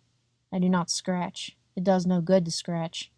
I lie here and grip my teeth until I can stand it no longer. I pull these blankets off of me and strike a match. I cannot see them. They're too small to see. I brush these blankets off with my hands. I take these newspapers out of my pants pocket and spread them over the bed. I leave some of the paper hang over the sides. Maybe if they try to crawl out to the edge to get me, they'll fall to the floor and break their necks. I lie back down and spread the rest of these papers over me. It is better now. There's no itch to make me lie and grip my teeth. It is better to freeze to death than to be eaten alive by lice. The stiff under me snores again and scratches. The stiff under him snores and scratches. I lie here and try to think back. I try to think back over the years that I've lived. But I cannot think of years anymore. I can think only of the drags I've rode, of the bulls that have sapped up on me, and the mission slop I've swilled. People I've known, I remember no more. They're gone. They're out of my life. I cannot remember them at all. Even my family, my mother, is dimmed by the strings of drags with their strings of cars that are always with me in my mind through the long, cold nights. Whatever is gone before is gone. I lie here and I think, and I know that whatever is before is the same that is which is gone. My life is spent before it has started. I peer into the blackness of the ceiling, and in its blackness I try to find the riddle of why I lie here on the top of this three-decker bunk with the snores of 1,000 men around me. I look over at this stiff's empty bunk. Dead in an hour. I shiver. Great Christ, I think, is this the way I will go out too? Is it hard enough to pass out in a nice feather bed with all your family gathered around and crying? It is no snap to die like that, but this way, lying up on top of a three-decker bunk, no mattress under you, only a dirty blanket. Lie here and rattle and groan. Lie here and feel the lice crawling all over you and under you. Lie here with only the whites of your eyes gleaming through the dark, to feel the bones sticking out of your skin. It will get me too, like it got this guy. It is getting me. I can feel it. 20 years before my time I will be like this guy. Maybe it will be in a mission like this, and they will come and carry me out on a stretcher. Maybe I'll be lying in the corner of a boxcar with the roar of the wheels underneath me. Maybe it'll come quick while I'm shivering in a soup line that stretches for a block and never starts moving. I lie up here on my three-decker bunk and shiver. I'm not cold. I am afraid. What is a man to do? I know well enough what he can do. All he can do is try to keep his belly full of enough slop so that he won't rattle when he breathes. All he can do is try to find himself a lousy flop at night. Day after day, week after week, year after year, always the same. 3 hots and a flop.